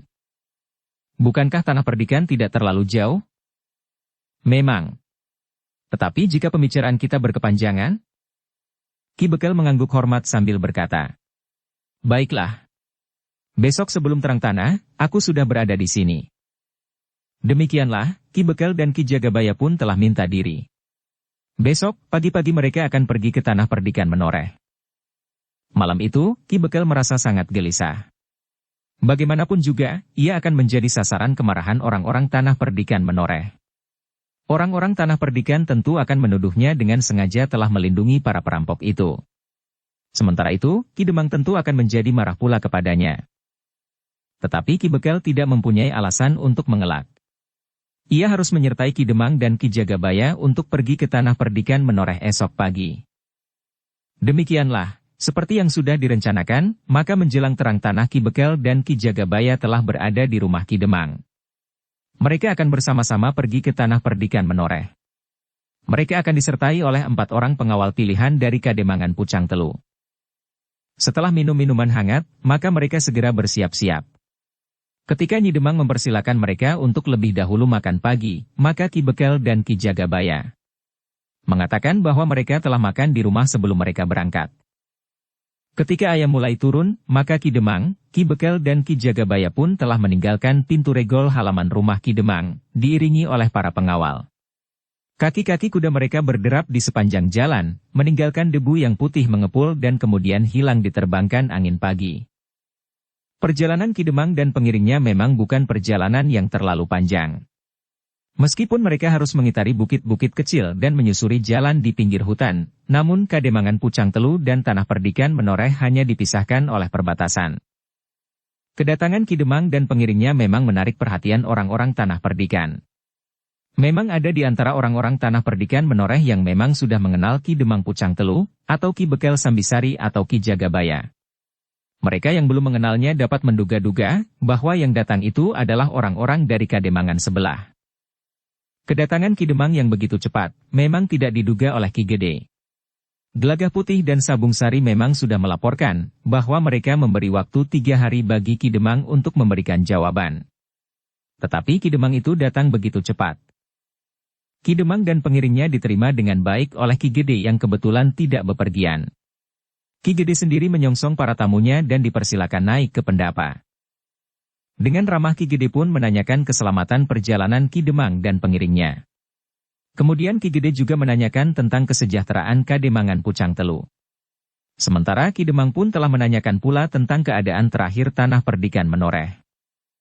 Baru kemudian Ki Demang Pucang Telu itu pun berkata, Ki Gede, kemarin Ki Gede telah mengutus 2 orang datang ke Pucang Telu menemui aku. Ki Gede mengangguk-angguk, katanya. Iya, Ki Demang. Aku telah memerintahkan 2 orang datang ke Pucang Telu untuk menghadap Ki Demang. Salah seorang di antara mereka adalah seorang prajurit Mataram. Ki Gede tersenyum. Sabung Sari memang sudah melaporkan bahwa ia telah menunjukkan ciri keprajuritannya kepada Ki Demang untuk mencegah berlarut-larut pembicaraan sehingga kesalahpahaman di antara mereka akan dapat menjadi semakin tajam.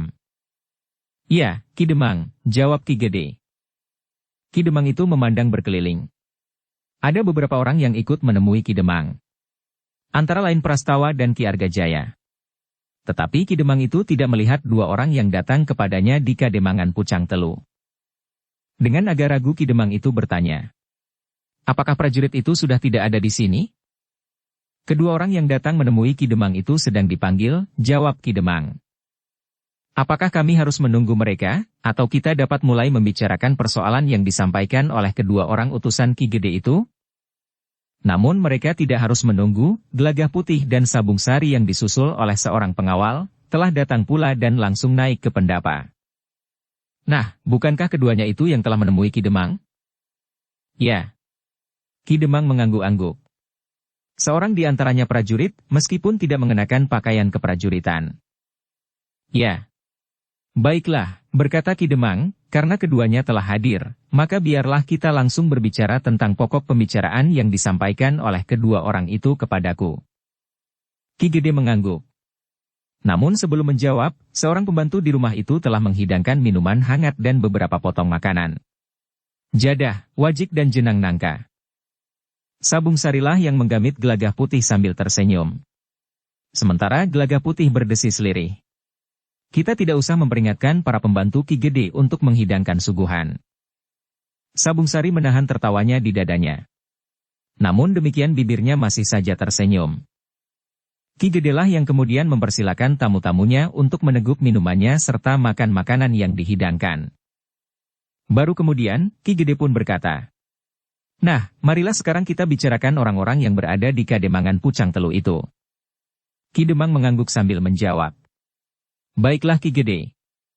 Tetapi sebelumnya aku ingin menegaskan bahwa kehadiran orang-orang itu di luar tanggung jawabku." "Baiklah. Kehadiran orang-orang itu di Kademangan Pucang Telu memang bukan tanggung jawab Ki Demang. Kami pun tidak ingin mencari siapa yang harus bertanggung jawab. Yang penting bagi kami, mereka tidak lagi memasuki tanah perdikan ini dari sarang mereka yang berada di Kademangan Pucang Telu." "Maksud Ki Gede?" bertanya Ki Demang. "Mereka tidak boleh tinggal di Kademangan Pucang Telu." "Jadi maksud Ki Gede, kami harus mengusir mereka dari Kademangan Pucang Telu?" "Ya. Dengan demikian, maka di antara kita tidak akan terjadi salah paham." "Ki Gede," berkata Ki Demang Pucang Telu, "kami dapat mengerti maksud Ki Gede. Tapi kami mohon Ki Gede dapat mengerti kedudukan kami. Kademangan kami tidak memiliki kekuatan sebesar tanah perdikan. Karena itu, kami tidak dapat berbuat sebagaimana dapat dilakukan oleh tanah perdikan menoreh." "Maksud Ki Demang?" "Kami tidak mempunyai kekuatan untuk mengusir mereka," jawab Ki Demang. "Sementara itu, kami pun tidak akan dapat menanggulangi dendam yang kemudian akan membakar gerombolan induk mereka. Jangankan Kademangan kami yang kecil, sedangkan tanah perdikan menoreh pun menjadi gelisah oleh dendam mereka." Ki Gede mengerutkan dahinya. Dengan nada rendah ia pun menyahut, "Jadi, apakah Ki Demang akan membiarkan saja orang-orang itu berada di Kademangan Pucang Telu?" "Apa yang dapat kami lakukan atas mereka?" berkata Ki Demang kemudian. "Baiklah Ki Demang. Jika demikian, kami akan bertindak sendiri terhadap gerombolan perampok dan pembunuh itu." "Apa yang akan Ki Gede lakukan?" "Kami akan menangkap mereka atau menghancurkan mereka." "Ki Gede akan mengerahkan kekuatan memasuki wilayah kami?" "Kami tidak mempunyai pilihan, Ki Demang. Kemarin ketika kedua orang utusanku menghadap Ki Demang, gerombolan itu telah membuat kekacauan pula di tanah perdikan ini. Beberapa orang di antara mereka telah merampas barang-barang berharga di pasar. Jumlah mereka hanya 5 orang. Mereka juga melarikan diri ke Pucang Telu? Bagi kepentingan tanah perdikan menoreh?" "Ya. Tetapi kami tidak melepaskan mereka. 3 orang di antara mereka terbunuh. Seorang tertangkap, dan seorang sempat melarikan diri. Ketika ia memasuki padukuhan Sambisari, orang-orang kami tidak memburunya, karena akan dapat menimbulkan salah paham dengan Ki Bekel di Sambisari." Dukung channel Novel Silat dengan subscribe, follow, like, komen dan share. Ki Demang menarik nafas dalam-dalam. Dengan agak ragu Ki Demang pun berkata, "Aku dapat mengerti kesulitan tanah perdikan dengan orang-orang yang mendendam itu. Tetapi jika saja tanah perdikan mampu meningkatkan kewaspadaan, maka tidak akan dapat terjadi peristiwa sebagaimana telah terjadi itu, sehingga menimbulkan beberapa orang korban di tanah perdikan ini." Ki Gede memandang Ki Demang dengan tajamnya. Kemudian dengan nada berat Ki Gede itu pun berkata, "Ki Demang, jika mereka berada di tempat yang hanya selangkah dari perbatasan, maka mereka akan dapat dengan mudah memasuki wilayah kami. Dalam keadaan yang gawat, mereka lari menyeberangi perbatasan sehingga kami tidak dapat memburu mereka, karena kami masih menghormati hubungan antar tetangga. Jika keadaan yang demikian berlangsung lama, maka kesabaran kami pun akan menjadi semakin larut, sehingga kami akan dapat mengambil langkah-langkah yang dapat menyinggung wewenang tetangga kami. Karena itu, sebelum hal itu terjadi, kami telah menempuh jalan terbaik. Jika kewaspadaan di tanah perdikan ini baik, maka meskipun mereka dapat menyeberangi perbatasan dengan mudah karena mereka berada dekat dengan perbatasan, namun setelah mereka berada di tanah perdikan, mereka tentu tidak akan dapat berbuat apa-apa. Prastawalah yang hampir kehilangan kesabaran. Katanya, Ki Demang, kami tidak dapat memagari tanah perdikan kami dengan pengawal. Kami pun tidak dapat mengawasi setiap jengkal tanah kami, sehingga kejahatan masih bisa terjadi. Orang-orang yang berniat jahat itu dapat saja memasuki tanah perdikan ini dengan penyamaran yang baik.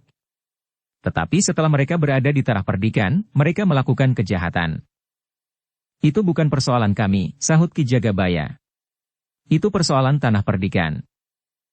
Jadi, sebagai seorang tetangga yang baik, apakah kita masing-masing tidak mempunyai niat yang baik untuk saling membantu? Apakah kita dapat berkata bahwa persoalanmu adalah persoalanmu, dan persoalanku adalah persoalanku, bertanya Ki Gede. Ki Demang termangu-mangu sejenak. Sementara Gelagah Putih pun berkata, Ki Demang, kami tahu pasti di mana gerombolan itu bersarang. Adalah mustahil bahwa Ki Bekel Sambisari tidak tahu menahu tentang sarang gerombolan itu. Kau kira aku sengaja menyembunyikan mereka di sana? Bertanya Ki Bekel. Ya. Kau telah memberikan tuduhan yang sangat berat, anak muda, geram Ki Bekel. Ya. Tetapi aku tidak sekedar meracau dalam tidurku. Kau telah memfitnah, geram Ki Bekel. Jika itu fitnah, bukan akulah yang memfitnahmu. Siapa? Gelagah Putih pun termangu-mangu sejenak. Namun kemudian ia pun berkata kepada Ki Gede. Apakah Ki Gede berkenan jika orang itu diminta untuk hadir di sini? Ki Gede mengangguk kecil. Kemudian ia pun berpaling kepada pengawal yang berdiri di pintu. Bawa orang itu kemari. Ki Bekel menjadi tegang. Ia tahu bahwa yang akan dibawa ke pertemuan itu adalah salah seorang yang berhasil ditangkap oleh pengawal tanah perdikan. Sebenarnya lah, ketika orang itu dibawa ke dalam pertemuan itu oleh dua orang pengawal, ia adalah seorang yang tinggal di sarangnya yang berada di Padukuhan Sambisari. Bahkan orang itu adalah salah seorang di antara orang-orang yang selalu menghubunginya. Tetapi Ki Bekel pun kemudian telah menengadahkan wajahnya. Ia harus berbohong. Ia harus ingkar. Kebohongan yang dinyatakan dengan tegas, tentu akan dapat meyakinkan orang lain sebagai satu kebenaran. Ketika orang itu sudah duduk di antara mereka, maka Ki Gede pun segera bertanya. Kau kenal orang itu? Tawanan itu termangu-mangu. Ketika ia berpaling dan memandang orang yang ditunjuk Ki Gede, ia segera mengangguk sambil menjawab. Ya, Ki Gede. Aku kenal. Siapa orang itu? Ki Bekel Sambisari. Semua orang berpaling kepada Ki Bekel. Bahkan Ki Demang dan Ki Jagabaya dari Pucang Telu. Apakah kau pernah berhubungan dengan Ki Bekel? Bertanya Ki Gede pula. Ya, Ki Gede.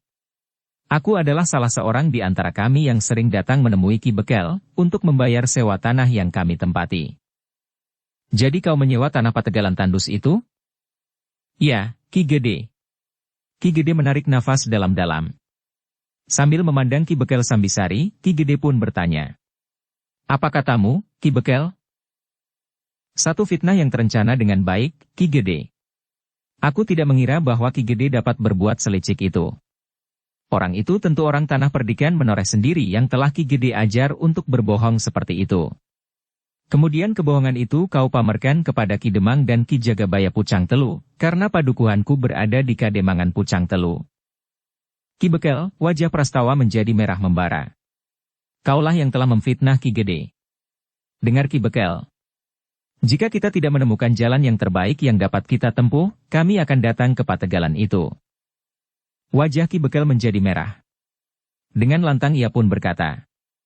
Jadi kau ingin menunjukkan keperkasaanmu? Lakukan jika kau akan melakukannya. Semua orang akan mengetahui bahwa tanah perdikan menoreh yang besar dan kuat telah menelan tetangganya yang kecil. Mataram pun tentu akan mengutuk kesewenang-wenangan tanah perdikan ini. Jadi itukah yang kau inginkan Ki Bekel? Berkata Ki Gede kemudian. Kau akan mempergunakan kekecilanmu dan kelemahanmu untuk memeras yang kau anggap lebih kuat dan lebih besar. Ketika terjadi sengketa wilayah antara tanah perdikan ini dan Kademangan Pucang Telu juga mempergunakan alasan yang sama. Seolah-olah tanah perdikan menoreh telah berbuat sewenang-wenang karena kekuatannya. Seolah-olah Pucang Telu yang lemah harus tunduk kepada kehendak tanah perdikan yang kuat. Sekarang Ki Bekel Sambisari juga berkata seperti itu. Ki Gede berhenti sejenak. Lalu katanya pula. Tanah perdikan akan mengalah sekali saja. Kita sebenarnya masing-masing mengetahui bahwa tanah itu adalah bagian dari tanah perdikan menoreh. Seandainya tanah itu berpenghuni atau merupakan tanah garapan, maka tanah perdikan tidak akan melepaskannya. Sekarang, tanah perdikan menoreh tidak akan mengalah. Apapun yang akan kau katakan. Seandainya tanah perdikan ini disebut sewenang-wenang, seandainya tanah perdikan ini disebut menelan tetangganya yang lemah, aku tidak berkeberatan. Jika sekali lagi orang-orang itu membuat kerusuhan dan kemudian melarikan diri ke Kademangan Pucang Telu, maka kami akan mengejarnya dan menghancurkannya di Pucang Telu. Jika kalian akan melaporkannya ke Mataram, laporkanlah. Mataram tentu mengetahui apa yang sebenarnya terjadi. Jika kalian akan menghasut para demang di sekitar tanah perdikan, lakukanlah. Mereka tentu akan membuat penilaian yang wajar atas peristiwa ini. Wajah Ki Demang, Ki Jagabaya dan Ki Bekel menjadi tegang. Sementara Ki Gede pun berkata, Ki Bekel, aku menuduh dengan resmi bahwa Ki Bekel telah dengan sengaja memberikan tempat kepada gerombolan itu, dengan menerima uang sewa, atau uang apapun namanya. Aku menolak, berkata Ki Bekel. Terserah. Aku mempunyai saksi. Aku pun mempunyai bukti. Setiap orang yang melihat sarang gerombolan itu akan tidak percaya bahwa Ki Bekel tidak mengetahuinya. Sementara itu, Ki Demang merasa tidak bertanggung jawab atas kehadiran gerombolan itu di Sambisari. Karena itu, maka Ki Bekel lah yang harus bertanggung jawab. Ki Bekel menjadi semakin tegang. Namun Ki Demang pun kemudian telah mengambil jalan tengah. Cara yang masih mungkin ditempuh untuk menyelamatkan harga diri kademangannya. Katanya, Ki Gede, jika gerombolan itu memang bersarang di kademangan kami, maka kami tidak berkeberatan jika satu satuan kekuatan akan memasuki kademangan kami. Tetapi aku minta kekuatan itu datang atas nama Mataram. Apakah yang datang itu prajurit Mataram yang sebenarnya, atau para pengawal tanah perdikan, tetapi apa yang dilakukan di kademangan kami adalah perpanjangan dari kuasa Mataram. Prastawa beringsut setapak. Tetapi Ki Gede lah yang lebih dahulu menyahut. Baik. Apa yang kami lakukan memang atas nama Mataram. Gerombolan itu adalah pemberontak yang telah melawan kuasa Mataram. Karena itu, maka kami akan datang atas nama Mataram. Tetapi aku masih ingin bertanya kepada Ki Demang, apakah Ki Demang masih setia kepada Mataram? Maksud Ki Gede, kami memerlukan bantuan Ki Demang. Bukan bantuan kekuatan, karena kami akan mengirimkan kekuatan secukupnya, tetapi bantuan sikap, agar gerombolan itu tidak lebih dahulu melarikan diri dari Sambisari. Terus terang aku curiga kepada Ki Bekel. Ternyata sikap Ki Demang meyakinkan Ki Gede. Baik. Dari tanah perdikan ini, aku akan membawa Ki Bekel langsung ke Padukuhan Induk. Ki Jagabaya akan menjaganya sampai rencana Ki Gede selesai. Ki Gede mengangguk-angguk. Katanya, terima kasih Ki Demang. Bantuan Ki Demang sangat kami hargai. Namun dalam pada itu Ki Bekel pun bertanya kepada Ki Demang. Jadi Ki Demang juga mencurigai aku? Aku hanya ingin persoalan ini cepat selesai. Ki Bekel tidak dapat berbuat lain. Nampaknya Ki Jagabaya pun mempunyai sikap sama seperti Ki Demang. Karena itu, maka Ki Bekel pun hanya menundukkan kepalanya saja.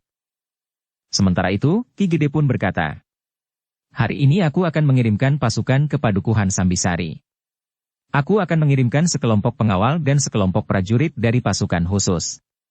Ki Lurah Agung Sedayu tentu tidak akan berkeberatan. Apakah Ki Gede sudah mengetahui kekuatan gerombolan itu? Sudah. Kami sudah mengamatinya dengan cermat. Kami sudah mengetahui banyak hal tentang gerombolan itu, selain keterangan dari seorang yang berhasil kami tangkap. Ki Demang mengangguk-angguk. Bahkan kemudian katanya, jika hari ini Ki Gede akan mengirimkan pasukan atas nama Mataram, maka biarlah kami menunggu. Kami akan pulang bersama-sama dengan pasukan itu. Baiklah, Ki Demang. Sekarang juga aku akan mengirimkan utusan untuk menemui Ki Lurah Agung Sedayu. Gelagah Putihlah yang kemudian menyahut. Ki Gede, aku akan pergi menemui Kakang Agung Sedayu. Ki Gede mengangguk sambil menjawab. Ya. Pergilah. Barangkali Angger Sabung Sari juga bersedia menemanimu. Baiklah, Ki Gede, sahut Sabung Sari. Sejenak kemudian, keduanya telah berpacu ke barak pasukan khusus yang dipimpin oleh Agung Sedayu. Gelagah Putih dan Sabung Sari mengerti bahwa yang penting bukannya kekuatan pasukan khusus itu, tetapi sekedar menjaga agar Ki Demang tidak kecewa. Harga dirinya masih dapat dipertahankan karena yang datang ke kademangannya adalah kekuasaan Mataram. Sebenarnya lah bahwa tanpa prajurit dari pasukan khusus itu pun pasukan pengawal Tanah Perdikan akan dapat menyelesaikan sendiri. Dalam pada itu, sementara Gelagah Putih dan Sabung Sari pergi ke barak pasukan khusus, maka Ki Gede telah memerintahkan beberapa kelompok pasukan pengawal untuk bersiaga. Hari itu juga mereka akan pergi ke Sambisari, untuk menangkap atau menghancurkan gerombolan yang bersarang di padukuhan itu. Prastawa pun segera menjadi sibuk. Berdasarkan atas keterangan dari para petugas sandi serta orang yang tertangkap, maka Prastawa telah menyiapkan 3 kelompok pengawal terpilih. Kita tidak boleh gagal. Jika mereka tidak mau menyerah, maka apa boleh buat? Kita harus menghancurkan mereka. Ki Demang Pucang Telu, Ki Jagabaya dan Ki Bekel Sambisari menjadi heran. Ternyata dalam waktu yang singkat, di halaman rumah Ki Gede itu telah bersiaga 3 kelompok pengawal terpilih dan siap untuk berangkat ke Sambisari. Belum lagi debar jantung mereka mereda, maka mereka pun telah dikejutkan oleh kehadiran sekelompok prajurit dari pasukan khusus yang datang berkuda, dipimpin langsung oleh Agung Sedayu sendiri. Ketika Agung Sedayu naik ke pendapa, maka ia pun tersenyum sambil menyapa. Ki Demang Pucang Telu. Ki Demang yang memang sudah mengenal Agung Sedayu mengangguk hormat. Katanya. Iya, Ki Lurah. Aku sudah tahu duduk persoalannya. Karena itu, maka aku membawa sekelompok kecil prajurit dari pasukan khusus. Meskipun jumlahnya hanya beberapa orang, tetapi mereka membawa pertanda keprajuritan, sehingga Ki Demang tidak perlu merasa tersinggung karena yang kami lakukan ini adalah atas nama pemerintah Mataram. Panji-panji dan tunggul itu adalah atas nama pemerintah Mataram. Bukankah itu yang kau kehendaki, Ki Demang? Sebenarnya, kami tidak berkeberatan apapun yang akan dilakukan oleh Ki Gede, Ki Lurah. Aku hanya sekedar mengusulkan saja. Tetapi agaknya Ki Gede tidak berkeberatan, sehingga Ki Gede telah mengirimkan utusan ke barak prajurit Mataram di Tanah Perdikan. Baiklah. Agar kami tidak kehilangan banyak waktu, kita dapat berangkat sekarang. Aku juga sudah siap, berkata Prastawa. Agung Sedayu pun kemudian berpaling kepada Gelagah Putih dan Sabung Sari. Kalian ikut bersama kami. Baik, Kakang. Tetapi apakah kita tidak memberitahu Mbokayu lebih dahulu? Sebaiknya pasukan ini segera berangkat. Aku akan menyusul kemudian bersama Sabung Sari. Tidak usah, Gelagah Putih. Aku sudah singgah sebentar di rumah dalam perjalanan dari barak tadi. Mbokayumu sudah tahu bahwa kita akan terlambat pulang. Gelagah Putih mengangguk-angguk. Nah, sekarang kita dapat berangkat. Kami akan tetap membawa kuda-kuda kami agar kami dapat dengan cepat mengepung sarang mereka. Jika pengawas mereka melihat iring-iringan pasukan yang berjalan kaki, maka mereka akan sempat melarikan diri. Tetapi jika kami berkuda, kami akan dapat mendahului dan mengepung tempat itu, untuk menahan agar mereka tidak sempat melarikan diri dari sarang yang mereka bangun di padukuhan Sambisari. Sebenarnya lah Ki Bekel Sambisari menjadi sangat tegang. Tetapi ia tidak dapat berbuat apa-apa. Bahkan Ki Jagabaya Pucang Telu agaknya selalu mengawasinya. Sejenak kemudian, pasukan itu pun segera bergerak. Mereka langsung menuju ke perbatasan. Mereka berharap bahwa mereka masih mempunyai waktu untuk menyelesaikan tugas mereka sebelum senja. Karena itu, maka pasukan itu pun berjalan dengan cepat menyusuri jalan Tanah Perdikan menuju ke perbatasan. Demikian mereka melintasi perbatasan, maka Agung Sedayu telah membawa pasukan berkudanya mendahului para pengawal yang berjalan kaki. Tetapi Gelagah Putih dan Sabung Sari yang juga berkuda, serta 3 orang pemimpin pengawal, telah ikut mendahului. Tetapi Prastawa justru menyerahkan kudanya kepada orang lain, dan bersama-sama dengan para pengawal berjalan kaki menempuh jalan memintas. Kadang-kadang iring-iringan pasukan itu harus meniti pematang, melalui jalan setapak di sela-sela gumuk-gumuk kecil. Melewati padang perdu, sehingga akhirnya mereka menuju ke pategalan yang sudah diketahui letaknya oleh para petugas sandi sebelumnya, sehingga mereka dapat langsung menuju ke sasaran. Sementara itu, para prajurit dan mereka yang berkuda pun telah lebih dahulu mendekati sarang gerombolan itu.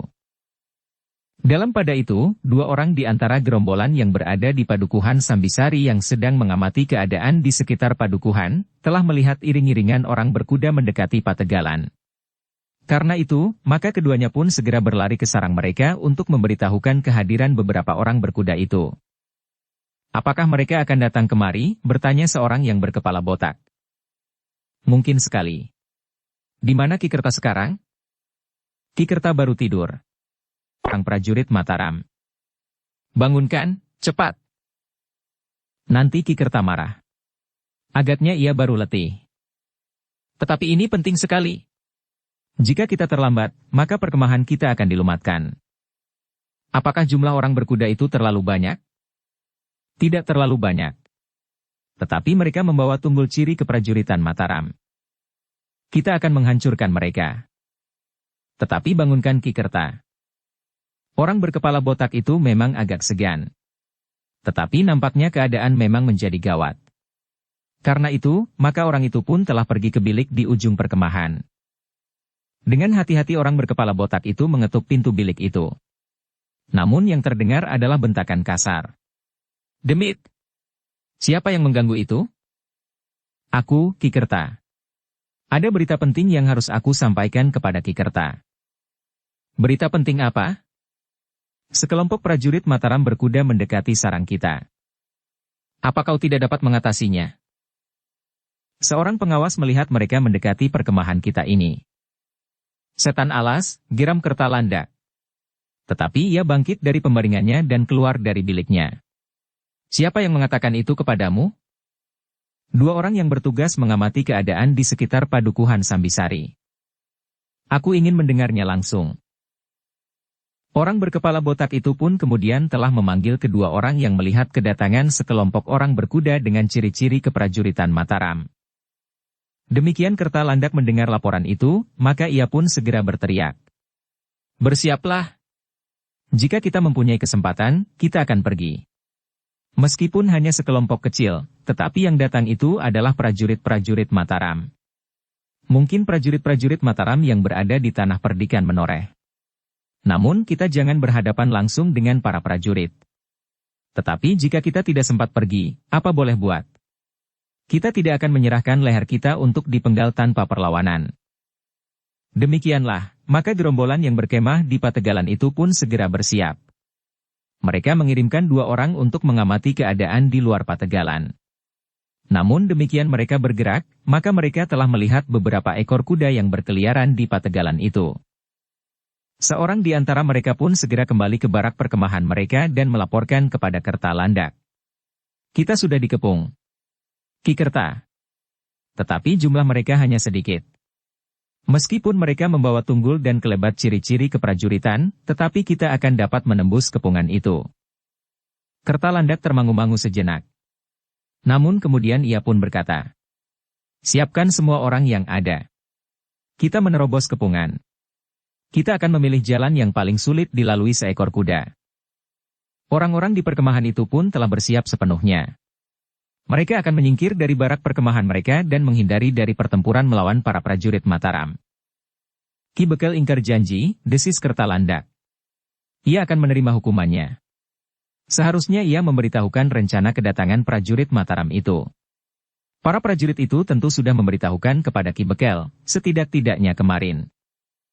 Demikianlah, maka Kertalandak telah membawa orang-orangnya menuju ke sebuah gumuk kecil.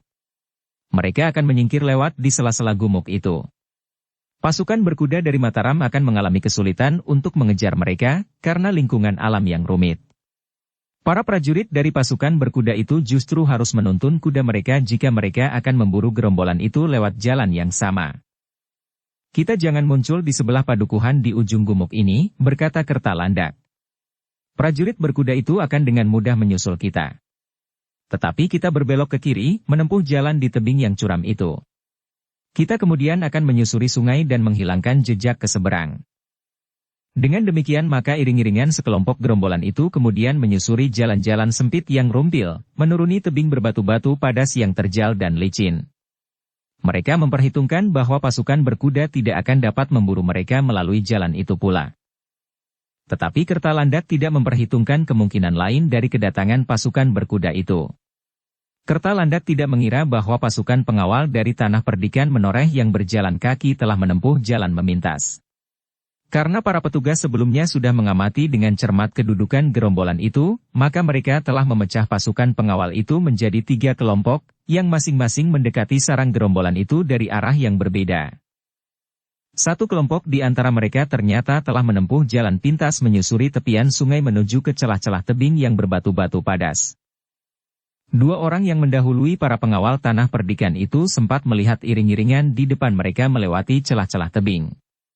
Karena itu, maka keduanya segera menarik diri dan memberikan laporan kepada Prastawa yang memimpin langsung kelompok itu, bahwa mereka akan berpapasan dengan sebuah iring-iringan yang menurut dugaan mereka adalah gerombolan yang akan menyingkir. Agaknya mereka telah melihat kehadiran pasukan berkuda itu, sehingga mereka mencoba untuk mengelak. Bersiaplah. Yang membawa anak panah dan busur, bersiaplah. Demikian mereka muncul dari celah-celah tebing, kita akan menyerang dengan anak panah.